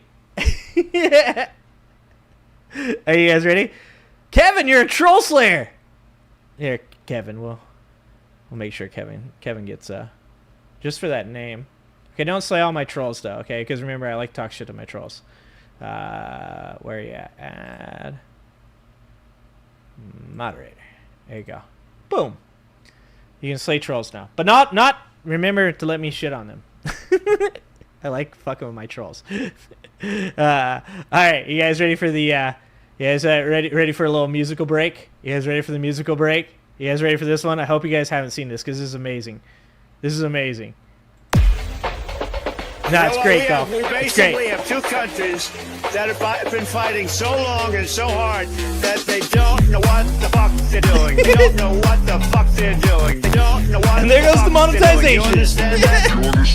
They don't know what the fuck they're doing. They don't know what the fuck they're doing. They don't know what the fuck they're doing. You understand that? They violated it, but Israel violated it too. Israel, as soon as we made the deal, they came out and they got the load such a off like fucking I've never seen moron. before. I'm not happy with Israel. You know when they Dude, I love this. This is my favorite right here. They violated it, but Israel violated it too. Israel, as soon as we made the deal, they came out and they got the load. Dude, the staring at the solar eclipse is my favorite. He doesn't know what the fuck he's doing. He doesn't know what the fuck he's doing. He doesn't know what the fuck he's doing. I've never seen before. I'm not happy with Israel. You know when they say, okay, now you have 12 hours, you don't go out in the first hour and just drop everything you have on them. The biggest load that we've seen. It's because they knew you were a fucking idiot. God damn it, dude. When he claimed that was a ceasefire, I was like, no, it's not. And it's so fucking weird to live in these two different realities with these people. Where when Donald Trump comes out and says something is an amazing success, like immediately, I'm like, that's like double speak, right? He's double speak king. He's the president of peace, so he's going to war because war is peace. That's literal double speak. Double speak. As soon as that shit happened, I was like, as soon as he said it was a wild success, I was like, bet it wasn't. Bet it wasn't. You can almost, if you were a betting person, you could bet like 100% of the time on whatever Donald Trump says being the exact opposite of whatever Donald Trump says it is. And when he said there's a ceasefire, I was like, I told my wife, I was like, I'm going to say that this is not true. And I believe tomorrow I will be correct. But hey, who knows? And what happened? What happened? Fucking correct. Don't know what the fuck he's doing. You know what? We basically have two countries that have been fighting so long and so hard that they don't know what the fuck they're doing. They don't know what the fuck they're doing. They don't know what the fuck they're doing. You understand that? They don't know what the fuck they're doing. They don't know what the fuck they're doing. They don't know what the fuck they're doing. You understand? The double jerk off move. So I'm not happy with them. I'm not happy with Iran either. But I'm really unhappy if Israel's going out this morning because the one rocket that didn't land, that was shot, perhaps by mistake, it didn't land. I'm not happy about. What the fuck? Oh, I can't help it. I love Tesla. What the fuck? So I'm not happy with them. I'm not happy with Iran either. But I'm really unhappy if Israel's going out this morning because the one rocket that didn't land, that was shot, perhaps by mistake, it didn't land. I'm not happy about perhaps that. by mistake. You understand that? Raise your voice. You know what? We basically have two countries that have been fighting so long and so hard that they don't know what the fuck they're doing. They don't know what the fuck they're doing. They don't know what the fuck they're doing. You understand that? They don't know what the fuck they're doing. They don't know what the fuck they're doing. They don't know what the fuck they're doing. You understand that? I fucking love these guys. They're my favorite. They are my favorite fucking music channel on the interwebs. Oh god, I'm gonna put they're gonna be in the chat here, guys. Here you go. Put that shit on repeat. Yeah, I hope he hurts is here to hear that beat. That's a good beat. That's a good beat. Don't forget to go subscribe. Don't forget to go subscribe to the Remix Bros. They're fucking amazing. Holy shit. Oh my god, he's a moron. He is a certified And moron. then I said, supposing you brought the light inside the body, which you can do, either through the skin or in some other way. Person, woman, man, camera, TV. Obama. Oh my god. Okay, a little music break. Music break's over. Music break's over. All right. All right, let's watch David Pakman. Diminished, depressed Trump struggles to speak at NATO. This is going to be my final level for me is going to be when I see David Pakman going hard, like being mad, being like as upset as the rest of the left. That's when I know that we have peaked, guys. That's when it's going to be good. Oh, what are we doing here? Wrong one. A diminished, depressed, low-energy Donald Trump struggled to speak at the NATO summit. Okay, when David Pakman says stuff like this, it has like extra weight to it because he talks like he's given like a moratorium. Trump showed up looking like a man who, I guess, stayed up all night arguing with his like own reflection and losing to it. He lost to the guy in the mirror that he was arguing with, just dejected, low energy, hunched over. He was asked a number. See, this is what I'm talking about. Let's get it. Let's get it. Let's get it, David. Let's talk some shit. Of very reasonable questions that we should all be wanting answers to from the President of the United States. One was, hey, we now have a report about your strikes against Iran, which shows the nuclear sites are not destroyed. That Iran's nuclear... Fake news! He's going after Trump's middle state hard. That's what I'm saying. That's what I'm saying. Is this dude, when he's talking in that voice, and he's got that, I'm just trying to explain to you guys what's going on. I'm not talking trash.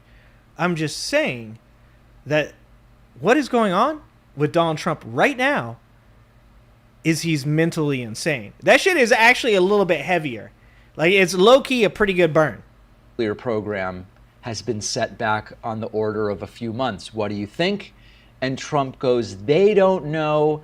I believe that it was all completely obliterated. Here's Trump. Mr. President, what's your reaction to the intelligence reports saying that the Iranian nuclear... Him and Elon are always making vagina hands. They're always doing the vagina hand symbol.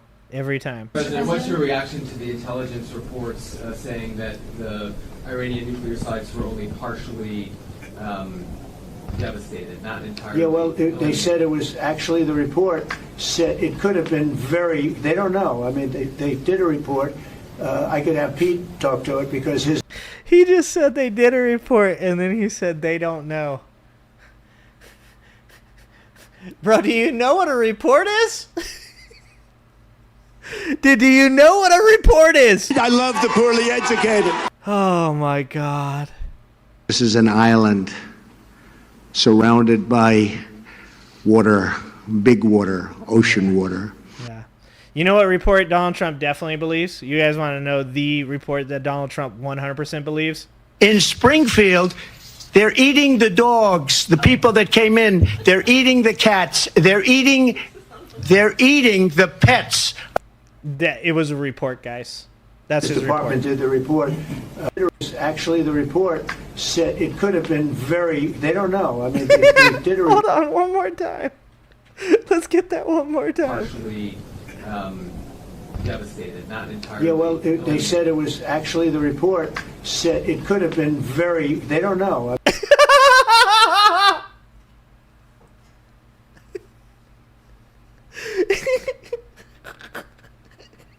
He said in the report, they don't know. It could have been very. They don't know. This motherfucker just argued with himself live on stage.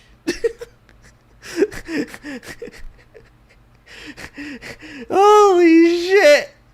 Oh, God. It's like legalized comedy. Oh, Jesus Christ. One more time. I gotta get that one more time. Sites were only partially devastated, not entirely. Yeah, well, they said it was actually, the report said it could have been very. They don't know. I mean, they did a report. I could have Pete talk to it because his department did the report. They really don't know. I think Israel's. It's his report. He just said it. He did the report. Bro, it's his report. Going to be telling us very soon because Bibi is going to have people involved in that whole situation. We hear it was obliteration. It was a virtual. Ah, you're welcome, Cajun. I hope everything's okay. I'm sorry. I'm sorry for whatever is going on in your life. I hope being here makes it better.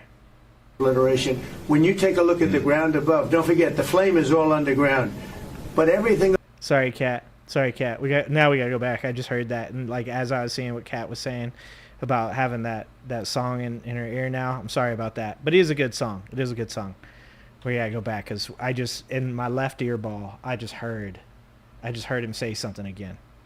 Be telling us very soon because Bibi is going to have people involved in that whole situation. Oh, is he? We hear it was obliteration. It was a virtual obliteration. When you take a look at the ground. He uses words, and I don't think he knows what they mean. He said it was an obliteration, a virtual obliteration. It doesn't.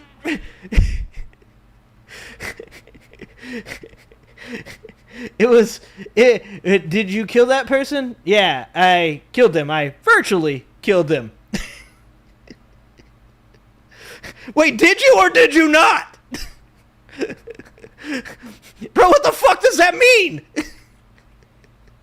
We hear it was obliteration. It was a virtual obliteration. When you take a look at the ground above, don't forget the flame is all underground. But don't forget the flame is all underground. What? Oh my god. Oh fuck. Guys, he's a genius, all right? Person, woman, man, camera, TV. Fuck. This guy he's a genius.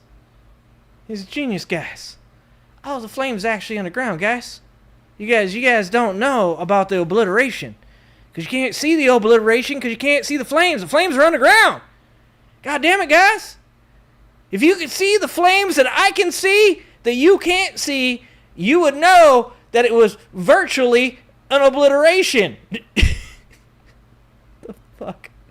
What's up, Troy? Everything above, if you look at the before and the after picture, everything above is burned black. The trees, everything. There's one. Wait, doesn't that mean that the fire's above the ground, bro? Building, but that's a building that sunk substantially into the granite, so that the fire goes right over it. Okay, you guys are gonna hate me for this. But I've been saying this for a long time. That Trump supporters ruined the direction of this country, and you guys are like, yeah, I know that. But for a different reason, guys. For a different reason. Stick with me. Bear with me. Don't unsubscribe. Look, Trump supporters ruined our potential to have Donald Trump just being a reality TV buffoon. Like, we could have... Can you imagine if YouTube was still going, Donald Trump's reality TV career was petering off, which it already was. We all know that's why he ran the first time. Okay? He just had to keep his name in the news. He needed relevance. He never wanted to be the president of the United States. He just wanted to put his name on some more fucking buildings. All right? Can you imagine? Donald Trump, reality TV is not working out anymore. Nobody cares about you fired. All right? So instead, Donald Trump starts his own YouTube channel to which he explains great tragedies that are happening in this world. Can you just imagine this motherfucker being like the dumb man's fucking David Attenborough, okay? The moron's David Attenborough, all right? And he just goes on and just like fucking does like that Aussie man shit where he just like fucking narrates weird videos.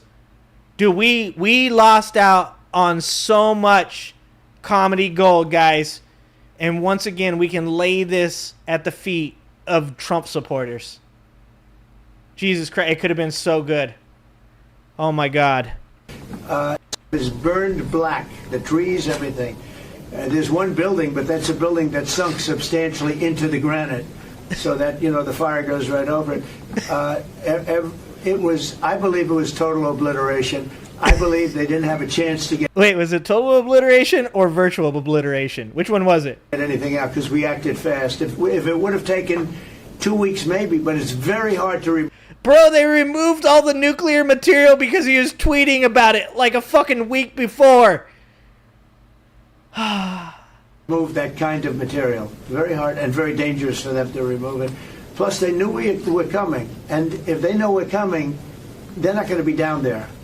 There aren't too many people that are going to be down there. Pete, do you have something to say about that? So this Pete, you got something to say about it? He's like, I've ran out of words to keep weaving in here. I've been repeating the same word, obliterated, for about 7.5 minutes. Can you hop in here and say some dumb shit as well, please? This is not a surprise.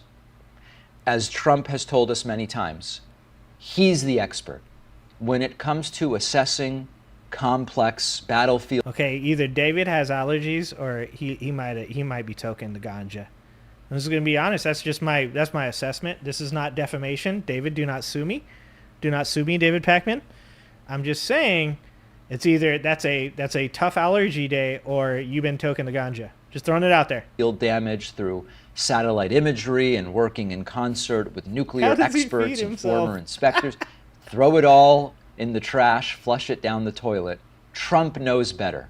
And Trump feels just like he felt the forecast for a hurricane was wrong, so he took a Sharpie and changed the direction of the hurricane. Just like he felt so many things. Look at my African American over here. Look at him. Oh, that was on accident, but that's a good one too. Now, all I know about magnets is this. Give me a glass of water. Let me drop it on the magnets. That's the end of the magnets. Obama. Things before. Oh, Trump fuck me. feels that the actual intelligence community, with the satellite images and the signals intelligence and the ground sources, they aren't getting it right. He really did destroy everything Obliterate. in terms of Iran's nuclear capabilities. That's all that matters, and it's a perfect example of they have this principle. Oh, the intelligence agencies can't be trusted, or they can, depending on what's convenient to Trump. Trump also asked about what is his response to Iran continuing to say, we're going to keep enriching uranium. We're going to keep pursuing nuclear weapons. And this was really difficult for Trump, who, again, is just getting bad news. That's too long of a question. His polling has collapsed. We'll talk about that later. Trump struggles through a barely coherent answer where he basically goes, I don't know what they said, but they really shouldn't be enriching anything. And then sort of... Wait, they really shouldn't be enriching anything? So nobody else on the planet's allowed to have nuclear power? Like, the narrative has been for 30 fucking years that Iran is 2 weeks from having a fucking nuclear weapon. And me and Matt Getz, we agree on this, as we know, because we saw Matt Getz texts on this. It's been the same narrative for 30 years. Just like Donald Trump's infrastructure plan. 2 more weeks and that shit's getting done, guys. 2 more weeks and the infrastructure plan's going to be done. 2 more weeks and they're going to have a nuclear weapon. They're not allowed to enrich any? They're not allowed to have any nuclear power? Who are we to be telling people that they can't have nuclear power? Like, why haven't we... Once again, something me and Matt Getz apparently agree on a couple things. This is fucking weird, okay? All right? It's fucking weird, but I saw this in his text to his mom that we agree on these things. Why haven't they obliterated or virtually obliterated North Korea? Why is North Korea, who 100% has a fucking nuclear weapon, has been fucking blowing them up on the ground for fucking a long time now, why have we not flattened North Korea? Why isn't Little Rocket Man gotten the Iran treatment yet? It's because it's fucking political theater. It's because Donald Trump saw his chance to do something where he would cause no harm to anything that the Iranians were doing, and then he could go out in front of his fucking dipshit supporters and go, yeah, guys, we got him. We virtually obliterated that shit. That is what is going on here. He didn't get anything done. I'll even give you this. Trump thinks that he did something. His yes men around him are like, you did something. Good job, Donald. Good job, buddy. You did a really good job, okay? You did a great job. White males way up. White males have gone through the roof. White males way up. You're doing a great job, Donald. You bombed the shit out of those brown people. And he's like, I did, didn't I? And they're like, virtually. And he's like, I did virtually. But do not mistake this shit. It's political fucking theater. It's the reason why when Iran shot those bombs back, they intentionally shot at an empty base. It's why when they shot him back, when he killed Soleimani, that they shot and they landed outside of those bases. Because at the end of the day, we all knew Iran's army, Iran's military was a paper tiger. We all have known for fucking 20 years that it's not this fucking crazy extremist government that's going to have a nuclear weapon anytime soon. That's North Korea. Iran could get a nuclear weapon if they had enriched that uranium. But you know why they have never done it? Because they're dictators too. And they're happy to live the dictator lifestyle that the rest of the world has continued to allow them to live. As long as they're willing to say, remember, you guys are only 2 weeks away from getting that nuclear weapon, right? Because I get to be big balls. I get to tell the world that I was the only president with balls big enough to bomb you guys' nuclear facilities. And they're like, yeah, dude, whatever you want. Just let us keep being asshole dictators over here, and we're good with you. Same deal you got with Kim Jong-un. Cool? Dap it up? Dope. Donald Trump dance. Issuing a thinly through a barely coherent answer where he basically Worse goes, than I don't know what they Hiroshima, said. Cajun. No, he didn't. But they really shouldn't No, he be didn't, enriching Cajun. anything. No and way. then sort of issuing a thinly veiled threat as Trump regularly does. Take a look. What is your response to the Iranian foreign minister continuing to say Iran will enrich uranium and pursue nuclear weapons? Well, I don't know if they've said that, but I'll tell you, the last thing they want to do is enrich anything right now. They want to recover. And we won't let that happen, number one. Okay, so how are you going to not let that happen? Would you perhaps create a deal with them where, you know, in exchange for them being able to still be a dictatorship and not have a regime change, that they say, hey, we won't enrich this uranium? You know, kind of like what Obama did. Seems like that might have been something that we might have tried already, and then you kind of came in and ripped that shit up. Sounds familiar. One, military anything right now. They want to recover. And we won't let that happen. Paul's our weakest Number fuck, one, Angela. militarily we won't. I think we'll end up having somewhat of a relationship with Iran. Ross, thank you, Ross, because this is what I try to say to everybody. When people are like, you support the Iranian government? No, I don't support the Iranian government. But I do support Iranian people that just want to fucking live their lives, okay? I've said this before. I do not support people that violate human rights. I do not support people that feel like women should be demeaned. Once again, conservatives. I'm looking at you guys as well. What I support is innocent fucking human beings that happen to reside within these cultures, whether it be in Palestine, in Gaza, or in Israel, or in Iran, or in America, that have fucking nothing to do with their government doing the shitty things that they do. This is why I've always had a different opinion on the the Palestinian-Israel conflict. It's because I support people in Palestine that don't do fucked up shit to people, that don't do fucked up shit to women, that just want to fucking live their life and be left the fuck alone. And I support people in Israel that do the same. And I support people in Iran that do the same.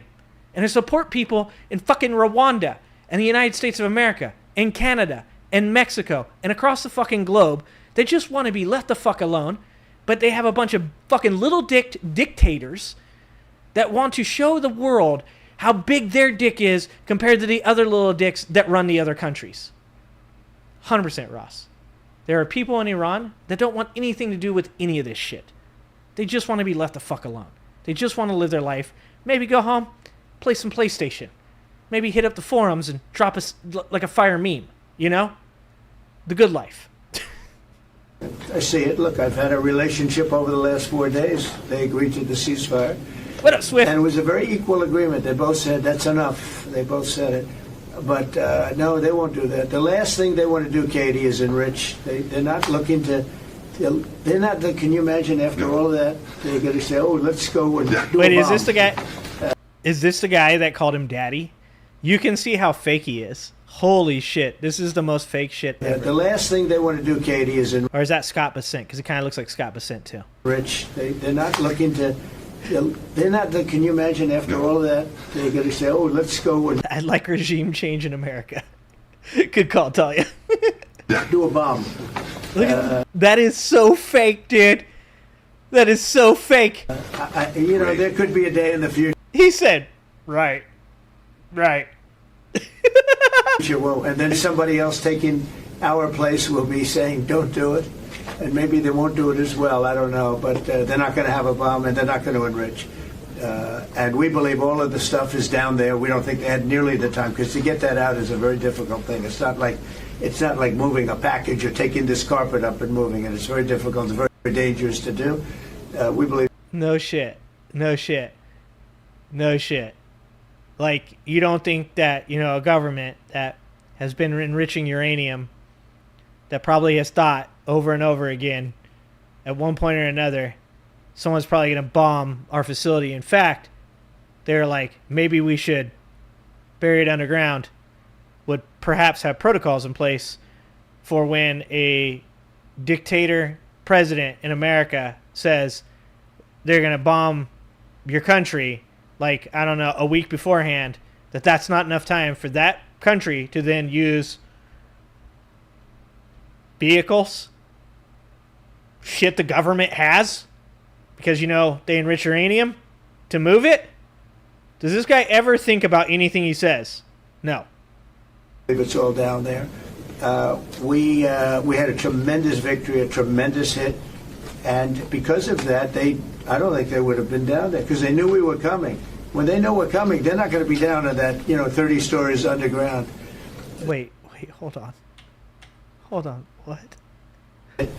And because of that, it's very difficult, it's very dangerous to do. We believe it's all down there. We had a tremendous victory, a tremendous hit, and because of that, I don't think they would have been down there, because they knew we were coming. He's fucking dumb.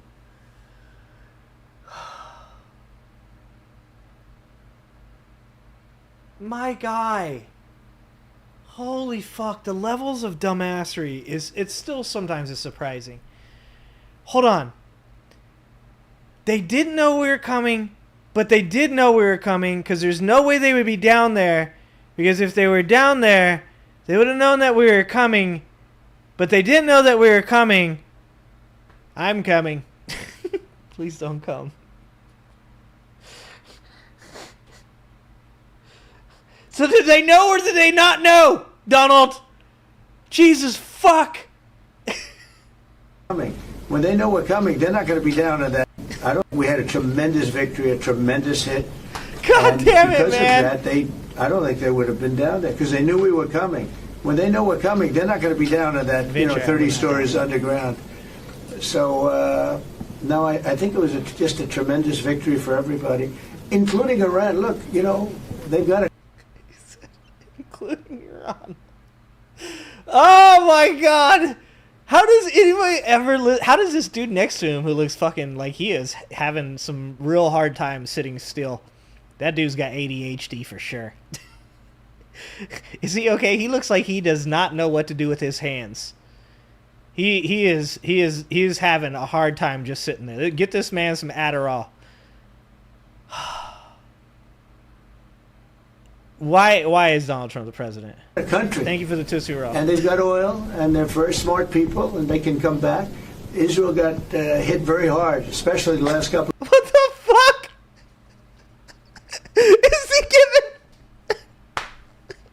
He's giving. I told you we need this fucker narrating stuff. God damn it! Just kick him out of office and have him narrate YouTube videos. He's like, it's actually pretty good for Iran. They blew up a lot of Israel shit. That's actually like BB's at home like, fuck? The fuck? Dude, are there Jewish people in Israel right now? They're like, yeah, he's making a good point. End of the day, hey, those Iranians really got us.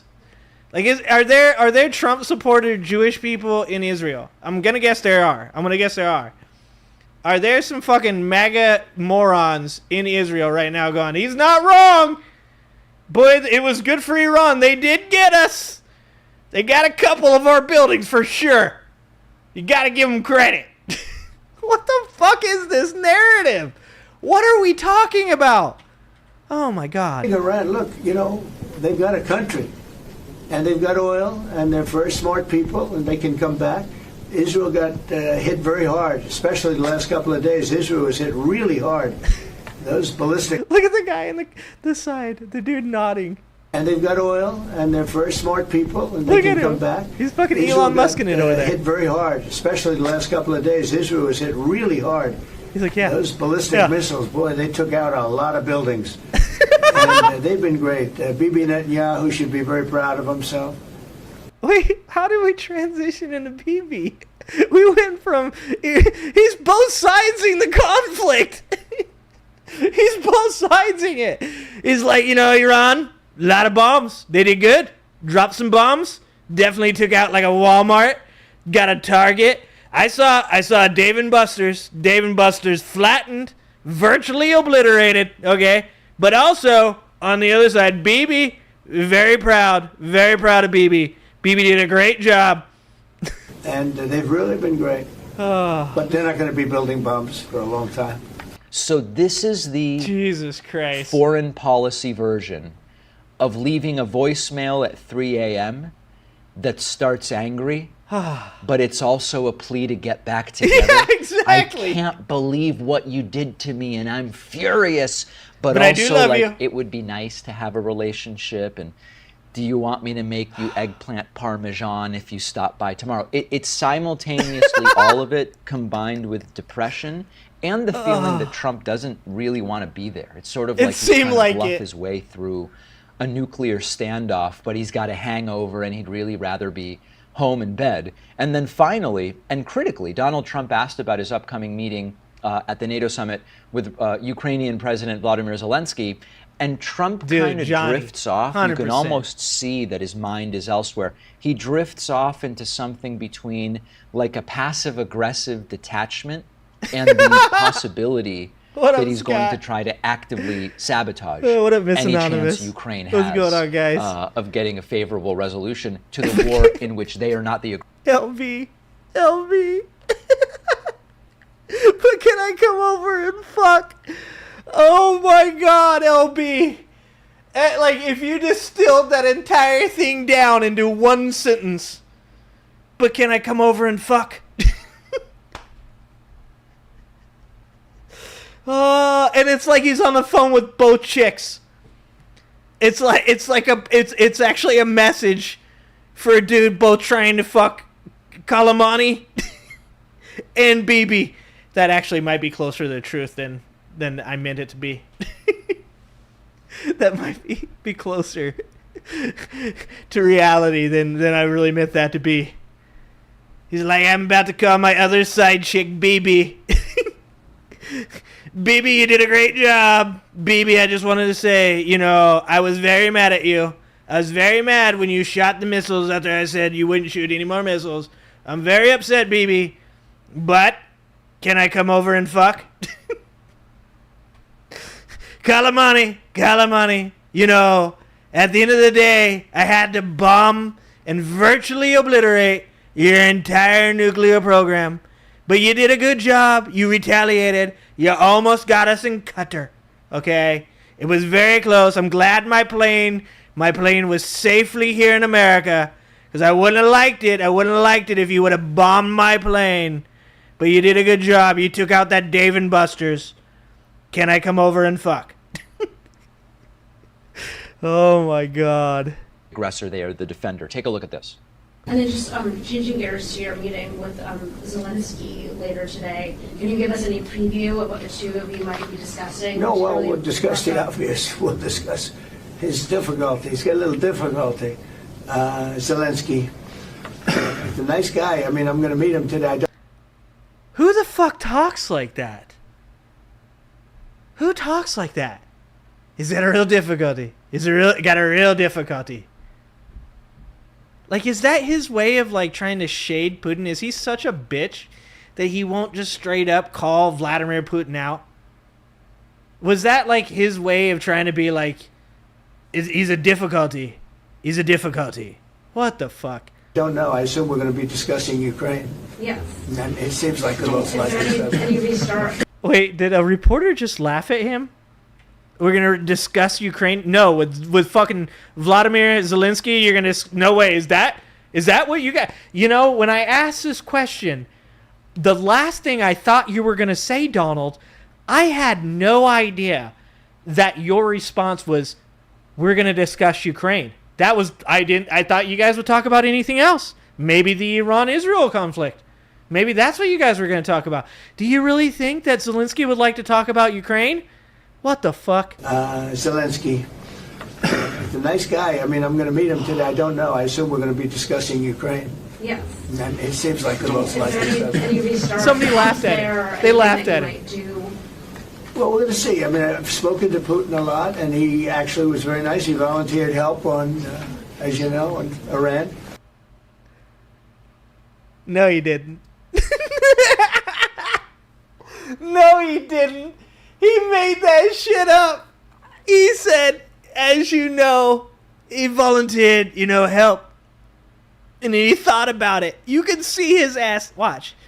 You can see him think about it. It's fucking amazing. And he actually was very nice. He volunteered help on...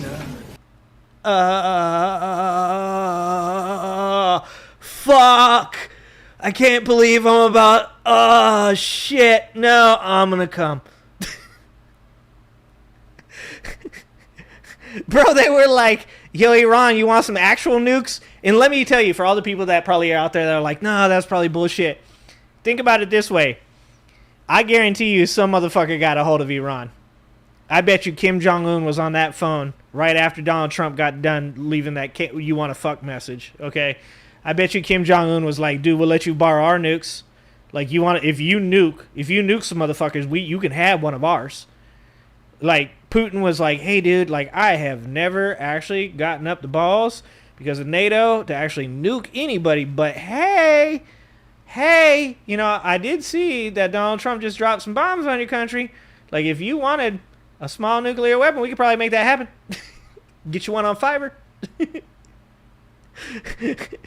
did not offer Donald Trump help on Iran. He offered help to Iran. I mean, I've spoken to Putin a lot, and he actually was very nice. He volunteered help on, as you know, on Iran. I said, no, I don't need help on Iran. I need help on Russia. Okay? I said, do me a favor. Oh, help us on Russia, not on Iran. But he was very nice. He was very nice. You mean the guy that's actively invading another sovereign country? That guy? Yeah, he was very nice. Cool. Well, that's good to hear. Did you guys have some tea? Exchange some pleasantries? Maybe give each other a jerky? A little one of those? A little handy hand? You know what I'm saying? That nice? No, not that nice. Okay. Do you want to come over and fuck? We're going to talk about that. We're going to talk. I think progress is being made. I think great progress is being made on Gaza. I think the... Dude, everything he says is so bad. What progress? The fucking removal of Palestinians from their fucking only place that they have? That progress? The one where you guys keep fucking moving the border further and further fucking south and you're like, oh, I guess you guys are Egyptian now. Later, bitches.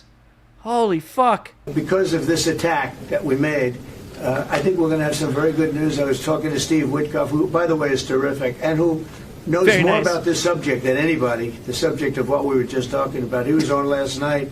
He said, because I can't remember what the fuck we talking about. I've been rambling for a real long time, guys.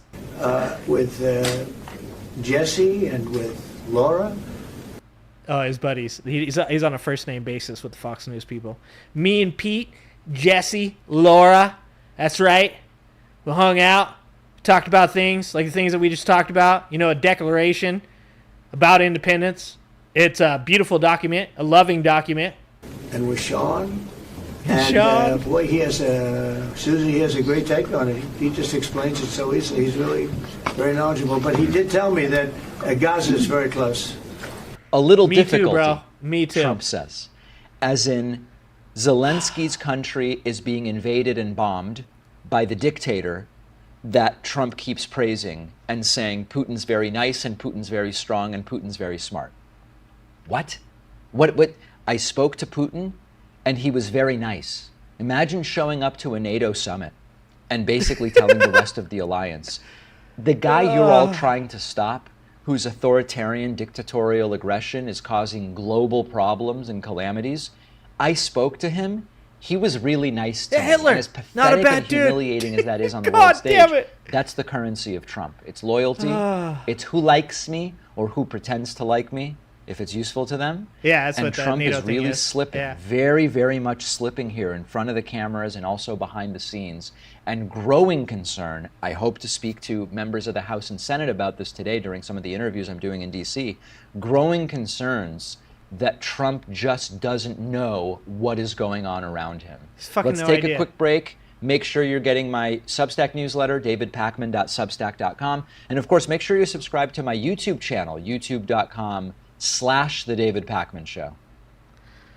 Oh my God. And I love the news media. If it wasn't for alternative media, if it wasn't for David Pakman, Brian Tyler Cohen, Kyle Kalinske, Mike Figueredo, if it wasn't for Matt the Letter Hack and Pastor Benjamin, if it wasn't for all of these guys, imagine what you'd be hearing. Imagine how much you didn't hear when these people weren't around doing this. Imagine the amount of shit that would be flying under the fucking radar right now if it wasn't for these people putting out this content for you to see it, so that way you can see exactly how fucking dumb this administration is. It's mind-blowing. It's insanely fucking mind-blowing.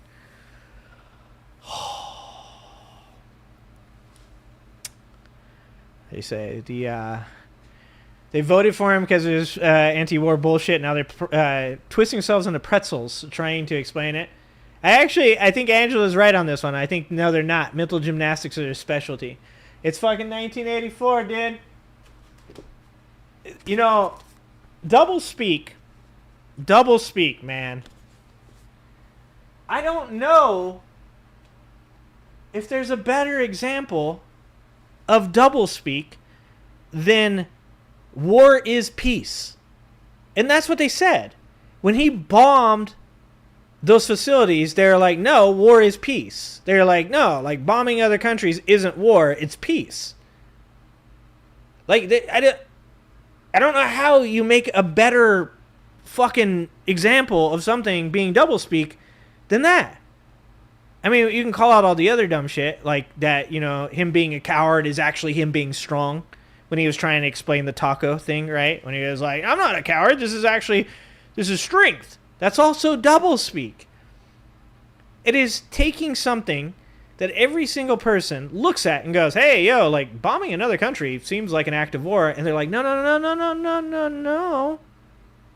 It's peace. It's peace. And I actually have to agree with Angela. These fuckers are Olympic level. They are not rookies anymore. These people, and I actually think this is what, when we get to the gist of what Cenk claims he's trying to do with, bringing over the Trump supporters, it's almost like they've reached such an Olympic level of mental gymnastics that Cenk's like, no, like I can see some fucking light in there. I can wedge my fucking hands in there and separate them from the bullshit. Like I can do it. And it's almost like they've gotten so fucking good at the mental gymnastics that they have baited him into this. Like they're like, come on in, Cenk. Oh yeah, you got a real chance of changing our minds. Come on in here, brother. We need a laugh out loud cow. Come on in. Sit down in this chair right across from Charlie Kirk and tell us about the transgenders. Tell us about that. Yeah, we'll definitely listen. Like they're fucking Olympic level mental gymnasts. It's pretty crazy. It's fucking crazy. Yeah, like I said, Ross, I don't agree with everybody on everything. But I'm not going to... Here's my thing is, and I get you guys unsub from whoever you want. I'm not going to tell you guys who to follow, who not to follow, right? That's your choice. That's your decision. I think David Pakman believes in a lot of things that I believe in. I think David Pakman and me would disagree on things. And I think that's acceptable. The difference between what I see in a David Pakman or a Brian Tyler Cohen or, people that are a little bit more establishment is that those people want to attempt to make arguments for things that I disagree with. But I don't think that they're bad people. I don't look at David Pakman and say to myself, he's a terrible person. I don't know that. Now, I don't watch a lot of people's content. So maybe you guys have seen something, maybe I haven't seen. But from what I've seen, seems like a guy that has progressive values. And he seems like a guy that probably we could have a conversation and we would disagree on some things. Probably some really sensitive things. But if you look at my content from a year and a half ago, I would probably disagree with that guy on some stuff too. I would disagree with me on stuff that I probably believed 8 months ago. I think that everybody should get the right to grow up. And I think that everybody should get the right to disagree with me. So I feel what you're saying, and I would never tell you who you should or should not follow, even though my whole thing is I obviously but believe in, sharing people's YouTube channels for people to go and sub to. But that's because of what I've seen. So I feel you. And, I think that you deserve your right to have your opinion on that shit. And I can't speak to how much he's talked on Israel or Gaza because I don't watch that much of his shit. But, like I said, I am also all for reminding the left not to completely disengage from each other because you disagree on stuff. If you disagree on everybody having health care and you disagree on UBI and you disagree on human rights for everybody, whether they're LGBT or not, if you disagree on, people being ripped off the streets with having masks on from ICE agents and not getting due process, if you disagree on all those things, I'm going to be like, I don't think that person's liberal or progressive. But if you disagree on one or two things, I think that it's important to remember that not everybody's going to be right about everything. Not everybody's going to be a perfect human being. I sure as fuck am not. There's going to be things that I say on this show that people are going to be like, fuck that. I don't agree with that. I 100% believe there's people that don't agree with my takes on Iran because of the human rights violations of the government of Iran. Just like people will disagree with me on China. I am not a xenophobe when it comes to China. I'm not a xenophobe when it comes to anybody, to be honest with you. I think that people should be judged individually by their actions. And I think that, some of the things, the human rights violations that have happened in China are fucking horrific. A lot of shit that happened to the Uyghurs are fucking horrific. But I also think that there are good people in China. And I will never allow myself to be in a place where I judge the Chinese population by some of the sins of their government.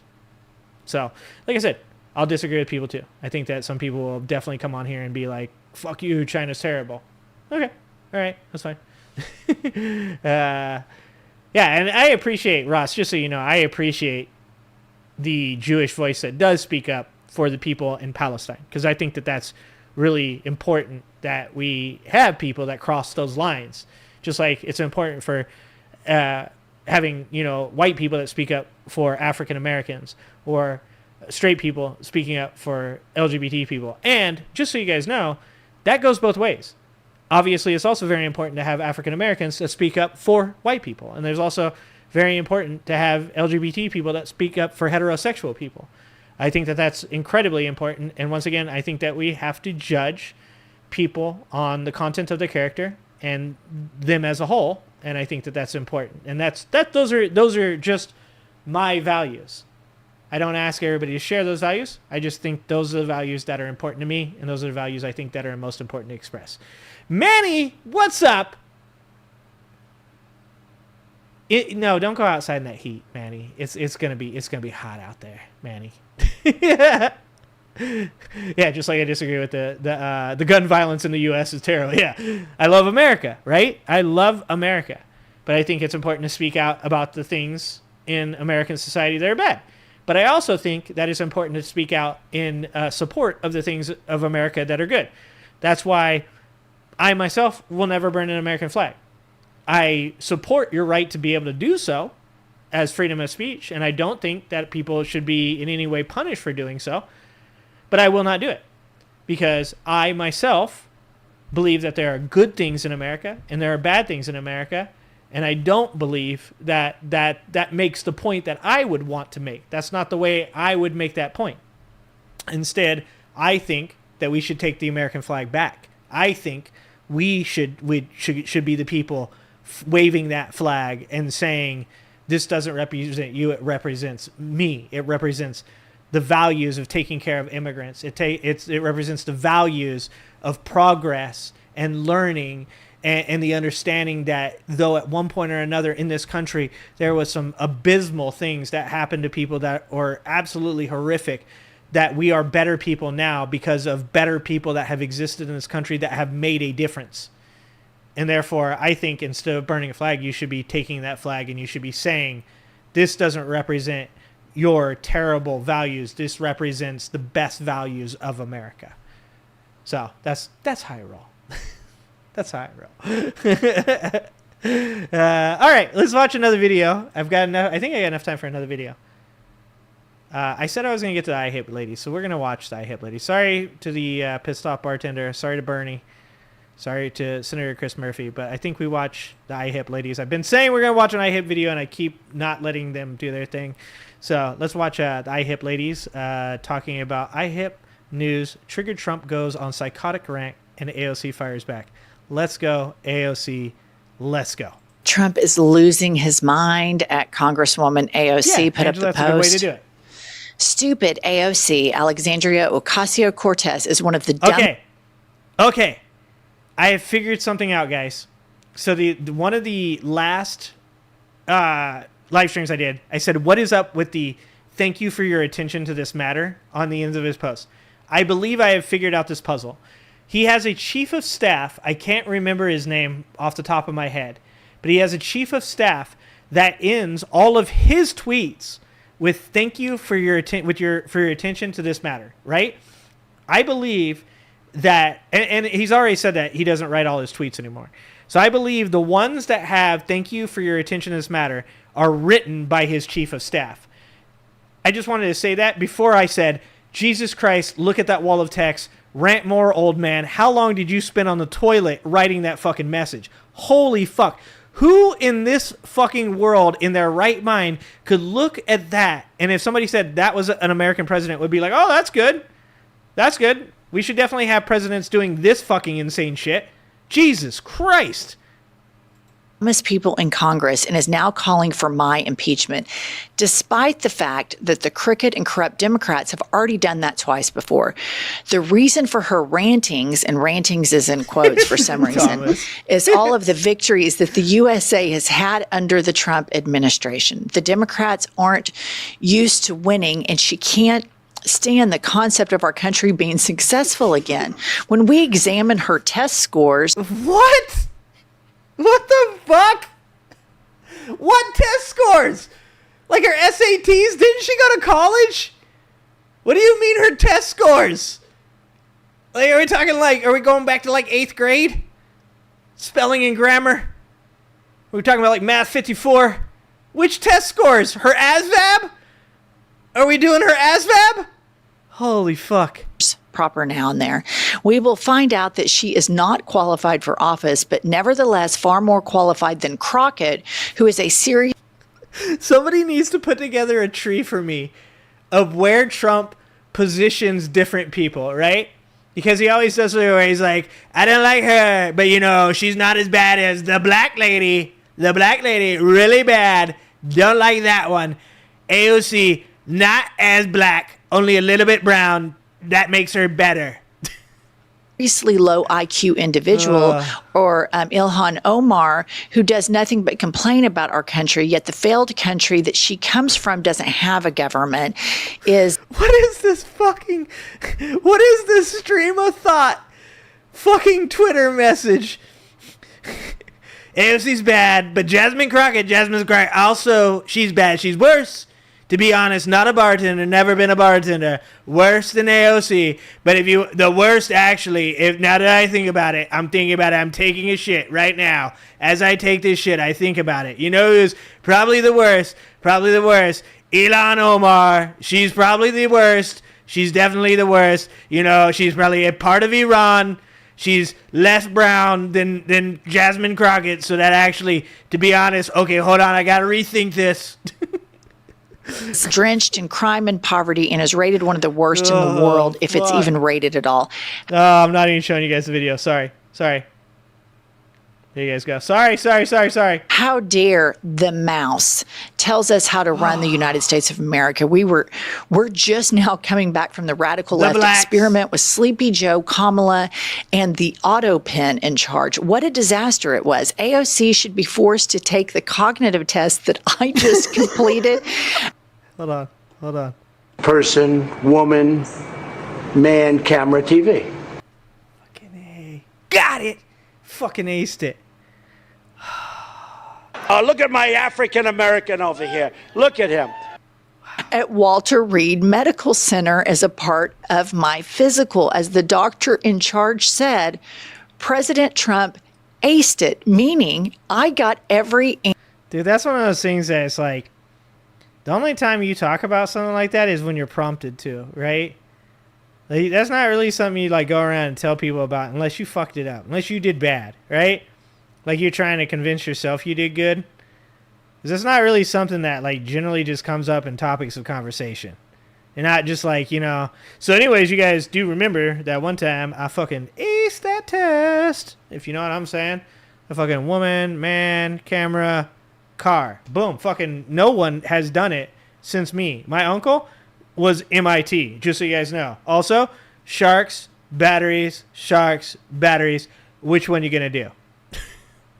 Answer right. Instead of her constant complaining, Alexandria should go back home to Queens, where I was also brought up, and straighten out her filthy, disgusting, crime-ridden streets in the district she represents, and which she never goes to anymore. She better start worrying about her own primary before she thinks about beating... Bro, can somebody teach Donald Trump how to do the shift-enter? Like, can we get some proper paragraphs, guys? Like, somebody needs to teach him how to do the shift-enter thing. I'll be honest with you, it's an old man thing. I didn't know how to do it either. Actually, a Trump supporter taught me how to do it. Shout out. You know who you are. He taught me how to do you press shift and enter, and it doesn't send you tweet. It, like, goes down one. And then you can make a whole new fucking paragraph, so that way you don't have just a gigantic fucking wall of text like this. Jesus Christ. Our great Palestinian senator, crying Chuck Schumer, whose career is definitely on very... Wait, is Chuck Schumer Palestinian? Isn't he Jewish? Hold on, am I missing something? One more time. About her own primary before she thinks about beating our great Palestinian senator, crying Chuck Schumer, who... Yeah, isn't Chuck Schumer Jewish? It doesn't matter to these people. It doesn't matter. His career is definitely on very thin ice. She and her Democrat friends. I'm pretty sure 5-alarm, that is the test they give people that may have Alzheimer's. Maybe they just didn't tell them that. Maybe it's like a little kid. You're like, okay, so this test is going to prove how smart you are. Are you ready? Have just hit the lowest poll numbers in congressional history. Go ahead and try impeaching me again. Make my day. I will say I do not agree with the impeachment. There you go. Here's one for you guys to fight with me on. I don't agree with the impeachment because it's got no fucking legs. It's just symbolic. I will continue to say this, that Trump's party is the party of symbolism, not substance. It is a mistake on the Democratic side to do things that are strictly symbolic. Like, we do need to see you out there doing stuff. But if you continue to do things that we know aren't going to move forward, then it just doesn't mean anything, and it gets tiresome. You can only do things that are symbolic so many times before people kind of get tired of it, and they're like, fucking do something real. And so I disagree with the impeachment because we know that they don't have enough congressional support to pass the impeachment. Now, in 2025, and this is my belief, in November 2025, instead of pushing forth articles of impeachment, they should be working to get enough people in the House and the Senate to turn both blue and then impeach this motherfucker. That's what they should be doing right now. They should be out doing the things that have substance that are going to make people vote for them in November. And then when they turn the House blue and they turn the Senate blue and they have the ability to do so, they impeach this motherfucker. That's what I want to see. I don't care about the symbolism of AOC pushing for impeachment articles. I don't care even that 128 Democrats voted against him. Because to be honest with you, those people are probably like, this shit ain't going anywhere. Do I think they should have voted with her? Yeah, of course I think they should have. But I don't hold it against them because I actually disagree with this being done. I think you gotta fucking do things that have substance. I can't. That is. But the right will never vote for that. So fucking crazy. You can't even. It's just insane. That is absolutely, utterly insane. It's so childish. It's so sophomoric. He is such a whining little titty baby. You wanted the big stage, buddy, then you have to fucking sit there and put on your big boy pants. Exactly. After they change your diaper. Put on your big boy pants. Because this is unbelievable. He came out whining about the press. And it's just like, then why are you president of the United States if you're this thin-skinned? He should have been impeached, honestly, 3 or 4 months ago. Right. I mean, within the first 20 days, he's already committing felonies. I'm certain of it with all that Elon Musk Doge stuff. But one of the things about that, and I'll be honest with it, it's something LB just said. LB just said many of those corporate Dems got to go too. That's another one, is that I sit here and say you got to have a blue House and a blue Senate, but you also have to be concerned that there's going to be some Dems that are in red districts that won't also vote. You also got to be concerned that, there are establishment Democrats that don't want to look radical. So they'll say something like, oh, well, Trump's going to be out of office in 4 years anyways. Like, we can't, we need political capital.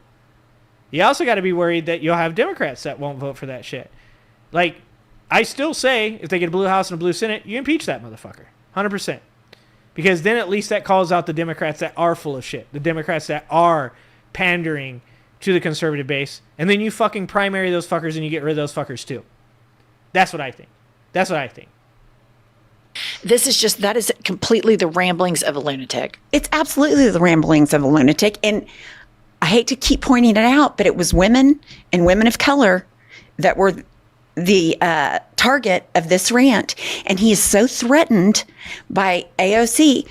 It's just unbelievable that people look at this and then they sit there and say, well, he's competent to discuss war plans. This is not somebody that's competent. And it's just how inherently demeaning he is to Chuck Schumer, who I'm not the biggest Chuck Schumer girl, but he is a Jewish politician who... Yeah, and of all people, too. Like, he's an easy target. Right now, he's taking it from both sides. It's like kind of funny because, to be honest with you, this is kind of the way that Trump flirts, right? You guys know how when young men don't know how to flirt and they're like mean to girls, right? And they're like, because they don't have like a father figure to teach them like the real way to like actually get a girlfriend is to like befriend them and be nice to them and do things for them. So I've been teaching my son. You want to be friends with all the girls and you want to be there for them. You want to help them. You want to fucking learn. You want to learn what makes them happy. That's how you get a girlfriend, dog. It's like Trump. This is how he flirts. He's like mean to Chuck Schumer, like he was mean to Eric Adams, and then eventually he tells you that he likes you. What's the chance? That's John Fetterman too, right? John Fetterman as well. What's the chance that like within the next like month or two, Chuck Schumer's gonna get a message, a phone message?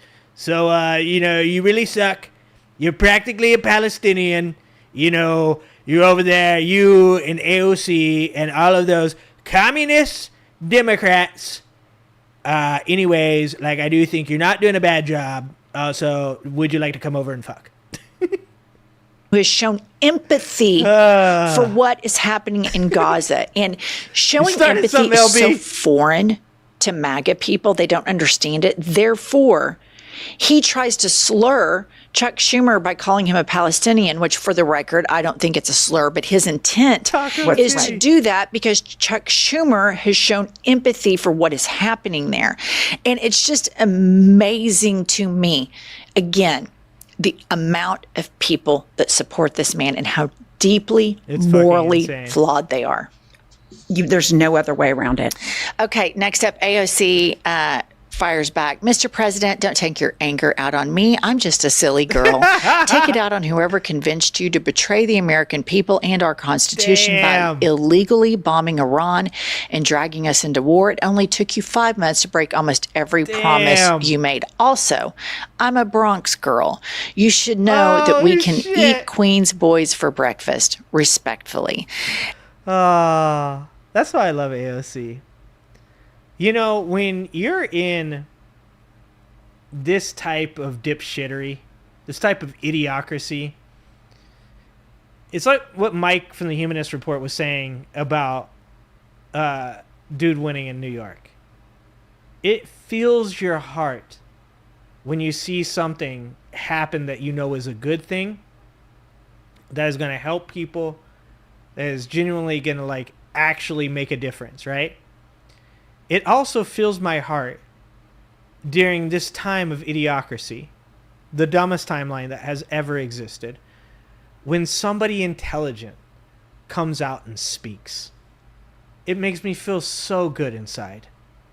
And AOC, Jasmine Crockett, Bernie Sanders, Jamie Raskin, Katie Porter, they make me feel so good when they talk, because it reminds me we're not full idiocracy yet. We're just like 75%.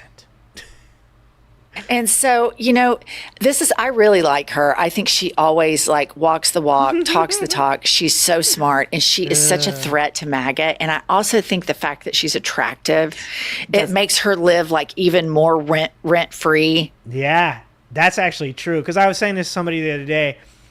They're like, dudes won't vote for AOC. I'm like, here's the thing about that. And I'm not saying that anybody this should never be a political strategy. But it is the truth. There's a lot of young dudes out there that are led around by the tip of their penis. It's science, guys. It's fucking science, okay? There's a reason why all these young dudes are super mad at video games, because they're not completely filled with big-tittied anime girls, okay? And that's because they are young, dumb, and full of cum. That's scientifically proven. There's studies on this. Pretty sure. At the end of the day, do I think that it's like a good thing that these dudes are like, oh, I like AOC because she's hot? No, of course not. But do I think that AOC should take advantage of that? Fucking yes. Yes. With a capital fucking Y. Like, oh my God. Like, if you look at why Donald Trump got elected, it's because of a facade of being some kind of bad man that fucking gets all the pussy, man. Like, he does everything. Like, he's so hardcore. He's such a rebel. He's not even really actually that. AOC is legit good looking. She doesn't have to even fake it. Doesn't even need fucking filters and shit. Like, fuck yeah. The only thing that might get these young dudes to fucking stop voting for dipshits like Donald Trump might be a hot Latina. I'm just saying. That is in no way demeaning to my fucking number one amazing. I don't know, Jasmine Crockett. Okay, so hold on. I made a mistake there. Jasmine Crockett might be my number one. I love me some Jasmine Crockett. Okay, anyways, that's not trying to be demeaning to my AOC. Fucking love AOC. I'm just saying, if you got it, flaunt it. In their heads. And she, again, these Talia. women are always the ones that speak out. We need to agree on this one. And that's why they're also getting picked on. But if you look at who has been the largest resistance right now, it's not white men. No, it's women. I get paid it's absolutely women. And one thing I just have to, I'm sorry, I forgot about it originally. When he has to brag about his cognitive test. Oh my God, we didn't even talk about that. He's bragging about his cognitive test because he failed it. He failed it. That's what I'm saying. She should take that same one that Did not pre-watch, guys. Did not pre-watch. I want you guys to know right now, this is a fucking moment. The IHIP ladies agree with me. They agreed with me. You saw it. It's on camera. I took, and he's brought it up multiple times, which we know he must have totally face planted on the cognitive test. Thank you. Absolutely, because the doctor said I aced it, which immediately means he failed. Dude, come on. This guy right here, okay? This guy. Now, all I know about magnets is this. Give me a glass of water. Let me drop it on the magnets. That's the end of the magnets. Yeah, apparently magnets were not on the test. Or, And then I said, supposing you brought the light inside the body, which you can do, either through the skin or in some other way. yeah, I mean, maybe UV light, COVID remedies, magnets, maybe they weren't on the test. Maybe that wasn't part of the test. Maybe they should have been. I love Tesla. 100%. Yeah, there's no question. I've never heard anybody talk about a cognitive test and acing it other than I've never heard anybody talk about a cognitive test. Period. That just doesn't happen, especially when you're talking about the President of the United States. He talked about it in his first term. Right. And now he's just gotten more deranged, and now he keeps talking about it. Okay, next up we have Trump is so excited. Put this up. He re-truths or re-lies. Fox News, Trump nominated for a Nobel Peace Prize over Iran-Israel ceasefire deal. Let me just tell you how stupid these dipshits are, right? Okay, this is how fucking stupid the people who run the United States of America are. They're like, oh, it's a ceasefire.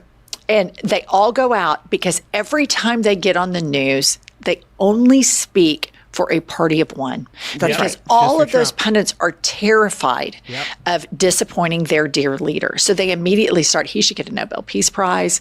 We should put his face on Mount Rushmore. Did you guys see the guy who had...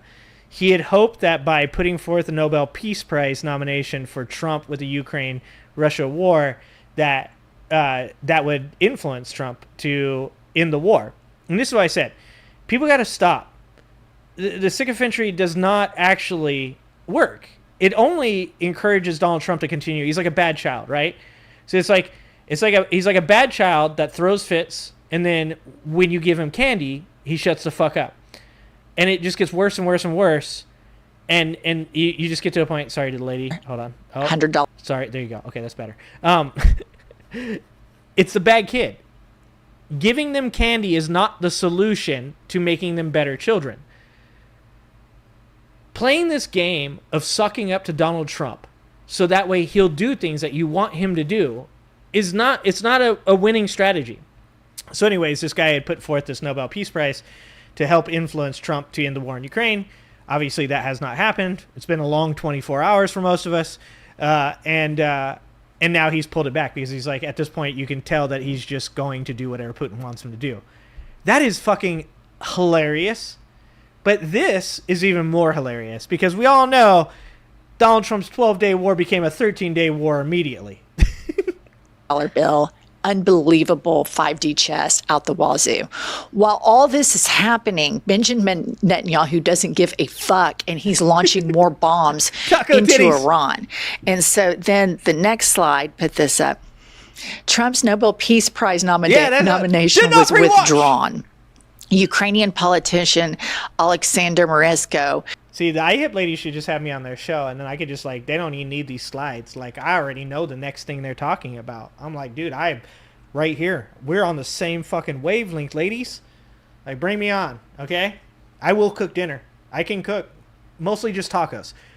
And a good steak. I do good steak, tacos. That's probably all I got, okay? Some sauteed mushrooms, some sauteed onions, a good rare steak, maybe like a twice baked potato, some garlic bread, some asparagus, like barbecue, real good, some garlic on the outside.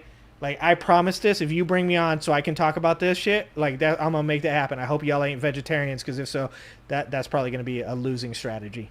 Who nominated him said that he has, quote, lost any sort of faith and belief in President Trump.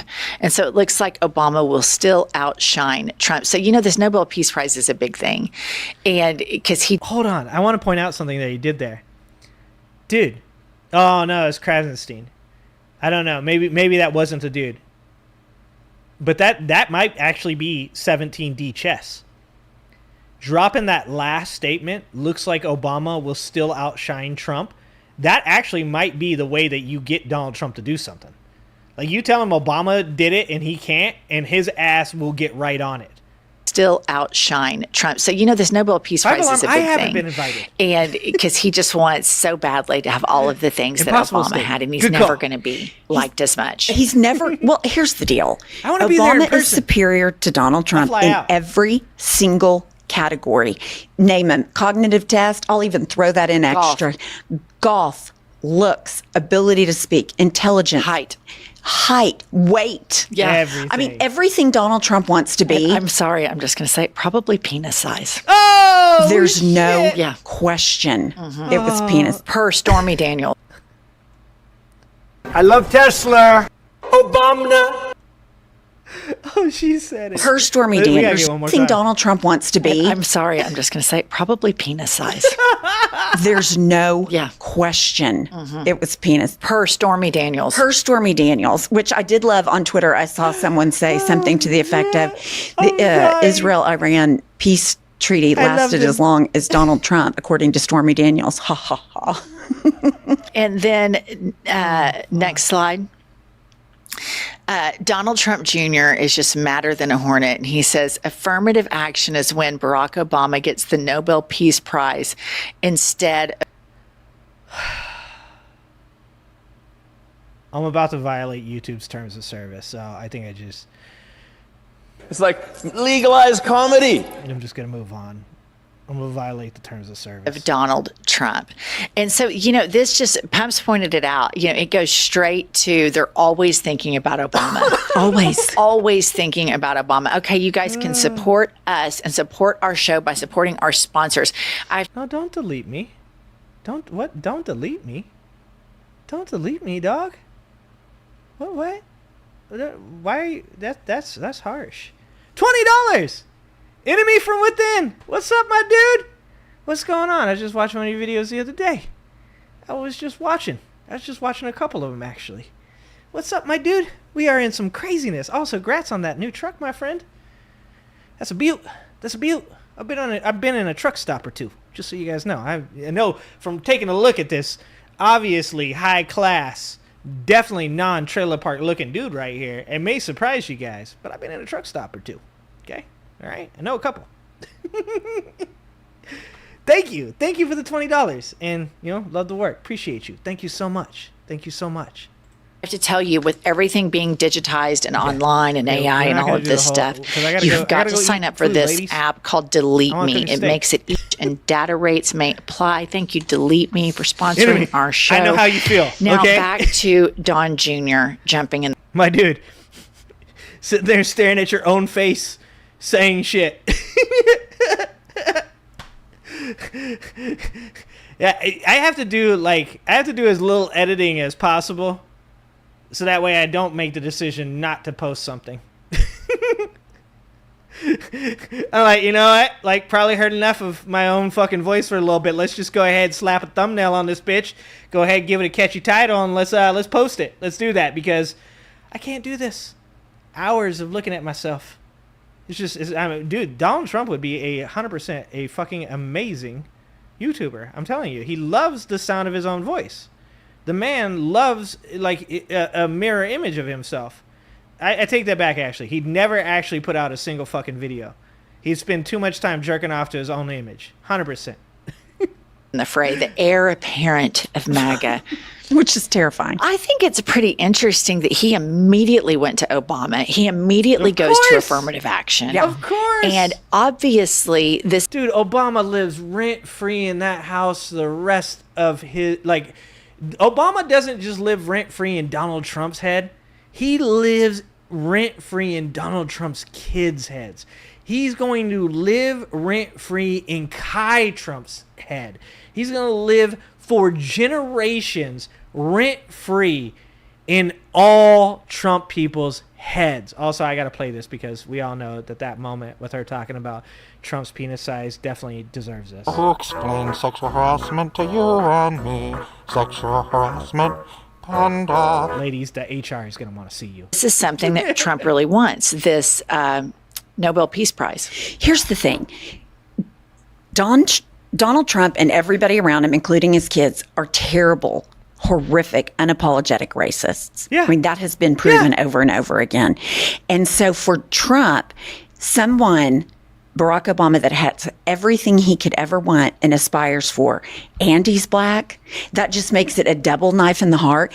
And I too think it's interesting, you know, those kids and everybody around Trump, assistants to golf shoes wipers, has to tell him how great he is all day, every day. What is it I say? Donald Trump doesn't give two shits about you. Donald Trump wouldn't stop to wipe you off his shoes if you were the shit he stepped in on the golf course. He'd just rub it off on the grass. I was wrong. Apparently he has golf shoe wipers. So Donald Trump, let me rephrase that. Let me change that now. Donald Trump don't give two shits about you. Donald Trump wouldn't stop to wipe you off if you were dog shit on the golf course that he stepped in. Instead, he'd have his golf shoe wiper wipe it off for him.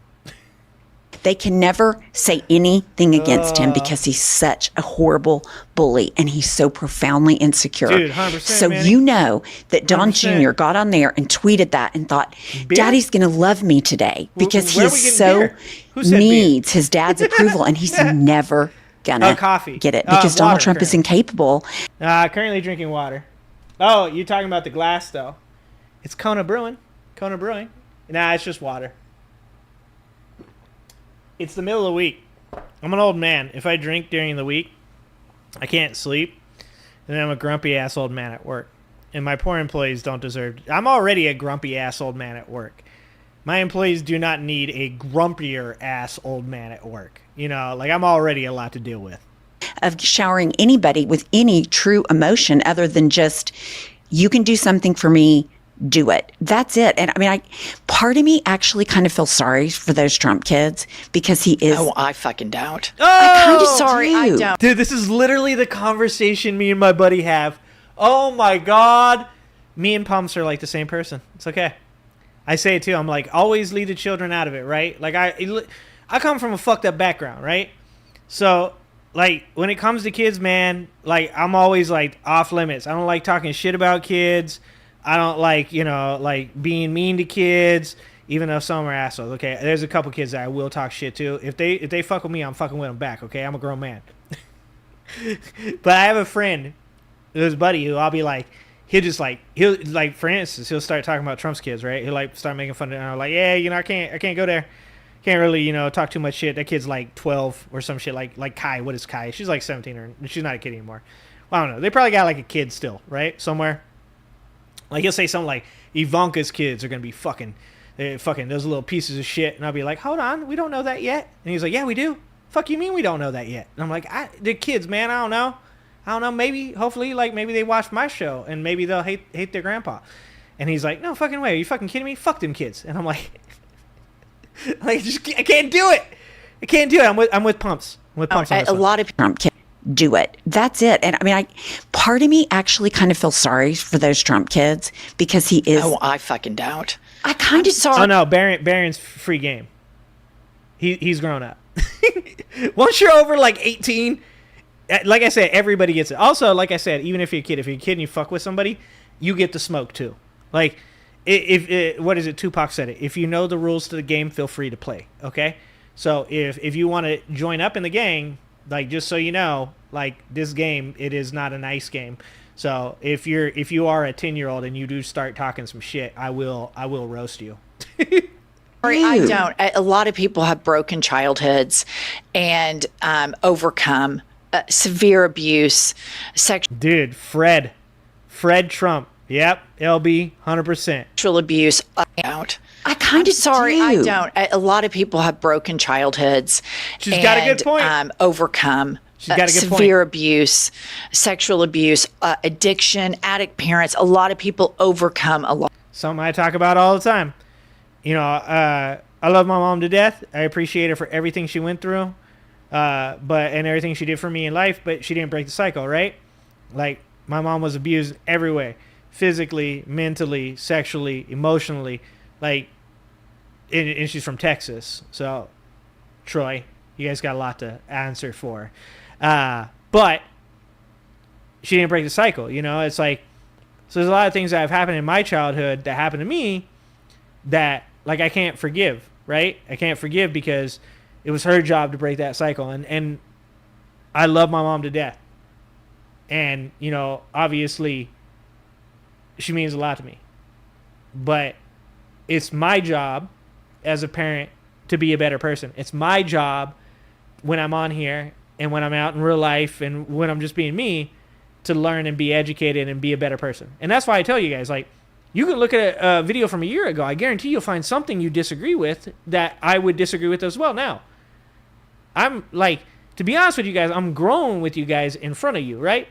I know I'm in my 40s, mid 40s, but I'm still growing up because I had a stunted childhood, because I didn't have positive role models, because I didn't have the things that are necessary to people growing up that helped them become better people.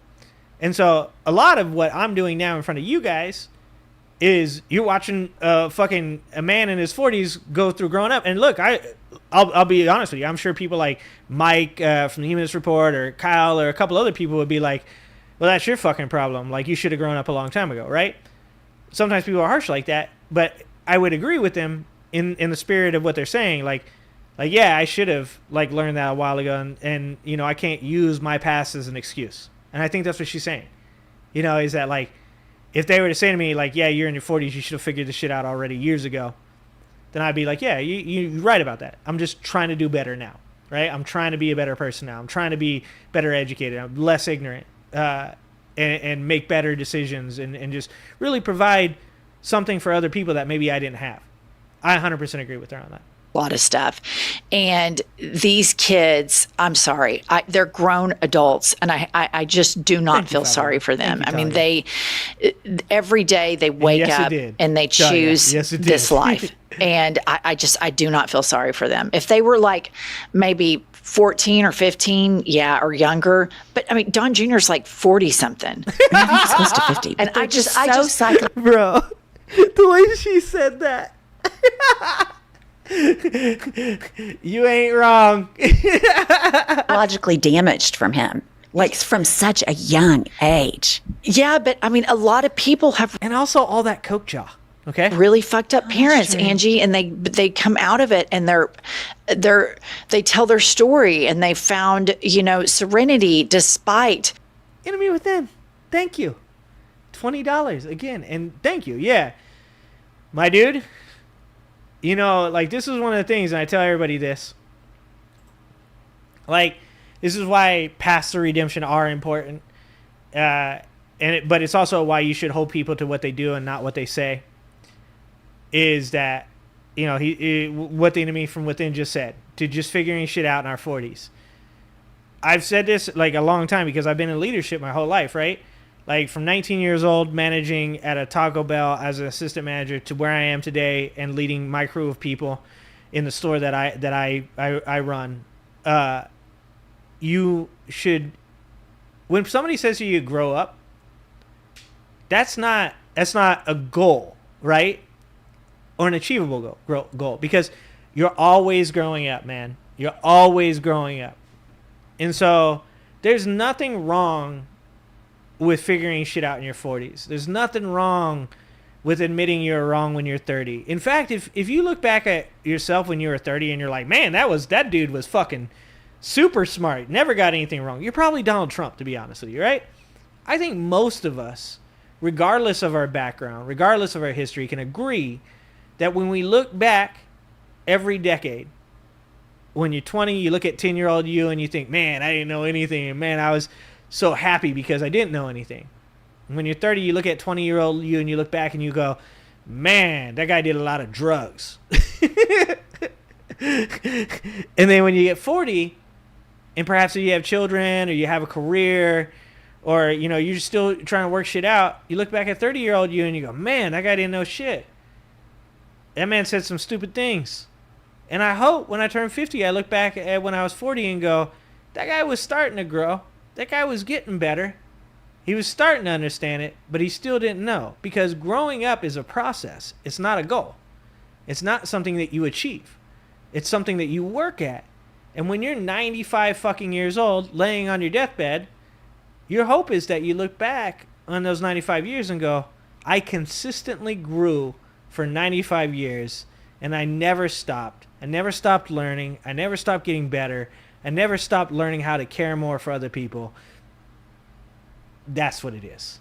So yeah, cheers. And thank you for the $20. Cheers to being 40 and figuring shit out, my man. The trauma and the damage of it. And I just, narcissist Trump, narcissists see their children as extensions of themselves. Yeah, and they so have to do well. It's interesting because I don't think he sees any of his kids on his level. Agree. I think he is What's so going on, narcissistic. Jay? What up, Usually Jay? narcissists script What's their up, kids' guys? lives out for them, and it's like, here's me and here's the extension of how great I am, and it's all one linear line. With Trump, he rarely talks about his kids. He only brings up Barron's Gavin? height. Right, which is weird. That's the only thing he's. But that's the narcissism right there, right? Like, if you ask me about my kids, man, the first things that I will tell you is that my kids are good human beings. Like, I love the way my kids treat other people. And I will tell you how proud I am about their academics. How proud I am that they're good teammates when they play sports. How proud I am that they don't give up when they lose. And that they do get frustrated by losing. I'm also proud of them because of that. Because they do get frustrated by losing. And it does make them want to do better. To be more successful, to try harder. Because that's so important. Like... It's such a fucking weird thing. I will at times tell you guys that my son has a great head kick. I'm pretty fucking proud. But I'm proud of that because he's so proud of it. Because in sparring, when he lands a head kick, he's so fucking happy. And seeing him be happy about that makes me so fucking happy. Like, when the thing you're proud of your kid is how tall he is, that's literally just you saying, look at what I did. Like, it's the same thing with talking about Ivanka's looks, dude. It's the same shit with that. Like, I think my children are beautiful. And, I think they're wonderful people. But if you ask me, like, what I think about my daughter, like, I'm not going to sit here and talk about how she physically looks. Because that's not what's important to me, Like, I'm proud of my daughter for being a good human being. And, if... one day my daughter attracts a significant other because she happens to also be a good-looking young woman, good on her. Good on her. But that's not what I care about. I don't give, I don't care. I don't give two shits. I'm proud of my kids for what they are, how they treat others. Like, that's what makes it. That's like, if you think a physical trait of your child is the most important thing to tell people about, you're a narcissist. You're a vulgar human being if like, to you, the entire value of what makes your daughter have value is her looks, you're kind of a shitty human being. It's not bad to be proud of your daughter for being a beautiful young woman, but if it's the only thing that you discuss when you talk about the value of your child, that's not good. Seems to be proud of is that Barron is tall. And of course, we all know he used to bring up Ivanka all the time because she's attractive and he liked that. But the two. Yeah, tall, yeah. And I don't think there's anything wrong with saying your kid's pretty, right? It's just like, it seems like that's the first thing that he thinks about, right? So, like I said, I'm gonna talk about my daughter, like how proud I am, how she plays sports, how she plays against boys and does good.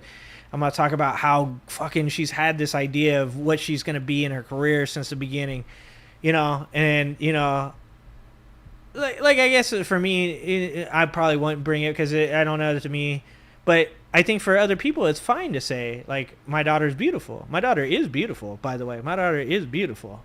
My son's a good looking man too, just by the way. Just so you guys know, if you guys got children, you want to arrange a marriage. No, just kidding. Don't clip that shit. Jesus Christ. Don't clip that shit. But yeah, I think my daughter is a beautiful young woman. She is a beautiful young woman. My son is a very handsome young man. But I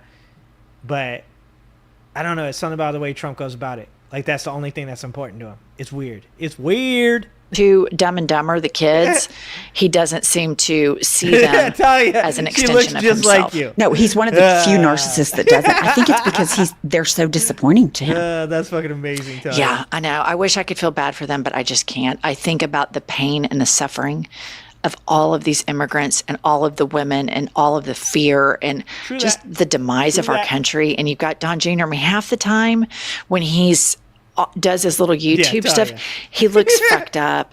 And there's all those rumors that he's jacked up on coke all the time. And then he, his wife left him, and then he was with Kimberly Guilfoyle, and I mean, they're just all psychos. I just think they're all psychos. I can't have empathy for them. I just can't. You're probably right and a better person, but I can't. Well, I mean, it doesn't mean I don't hate him, but I just think the fact that he felt like he had to go on social media so quickly and demean Barack Obama's accomplishment and say how great his dad was in a turnaround of just a few hours, just how broken he is. But I mean, that's just a Wednesday.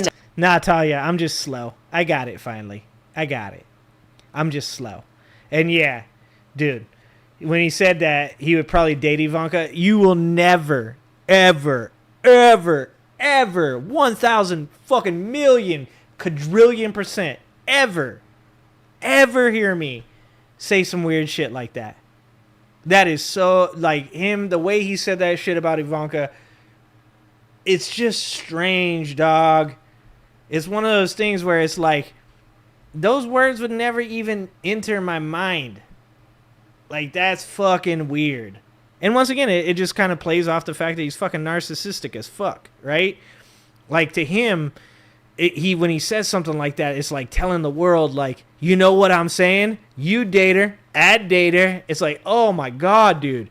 What the fuck is wrong with your brain? That's a Wednesday, and that's going to be one of a million tweets like that. And I mean, they're broke. It's generational psychos. Yeah, these people are. It is. And I mean, didn't they bury It's going to be my new band name, Generational Psychos.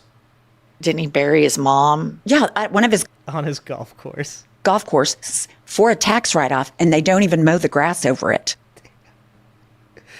Oh my God. I mean, that's, that sounds about right. That tracks. All right. That's all we have for today. We'll see you later.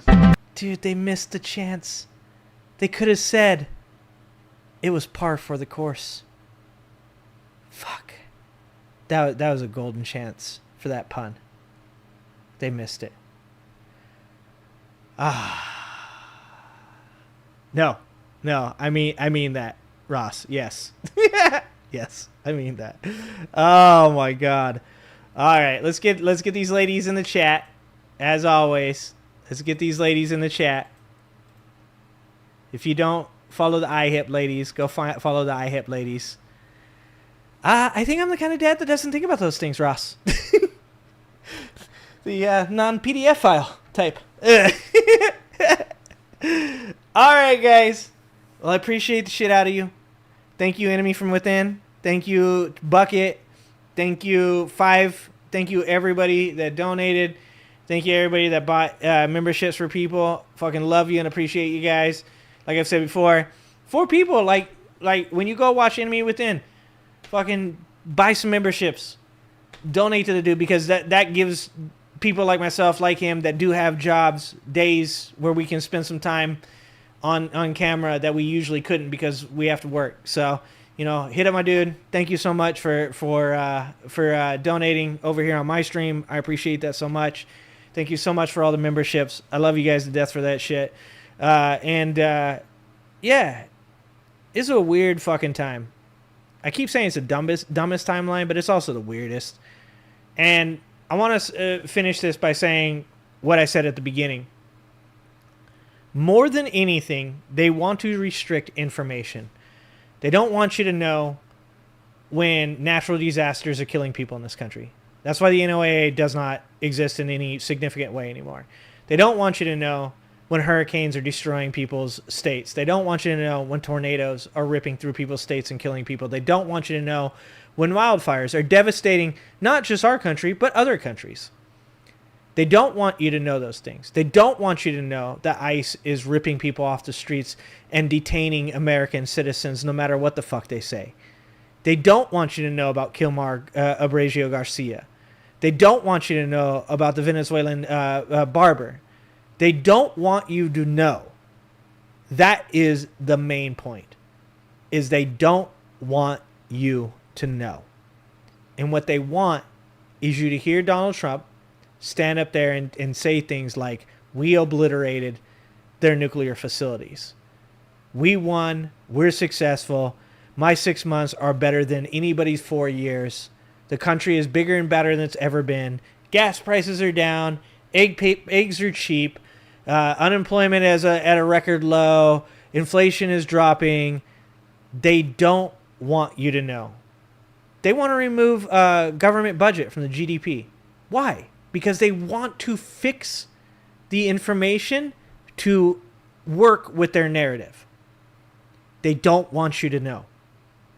And it's really fucking important that every one of us continues to fucking talk about it. You don't need a YouTube channel to talk about it. You can talk about friends. You can talk about with family. You can talk about with coworkers. You can talk about it lying down at the Wendy's. But you got to talk about it. Because if you stop talking about it, if you stop supporting the people that are talking about it, and it doesn't need to be financially, it can just be by showing up and hitting that like button or sharing the content. If we stop, people won't know. All right, guys. I love you guys. I appreciate you guys.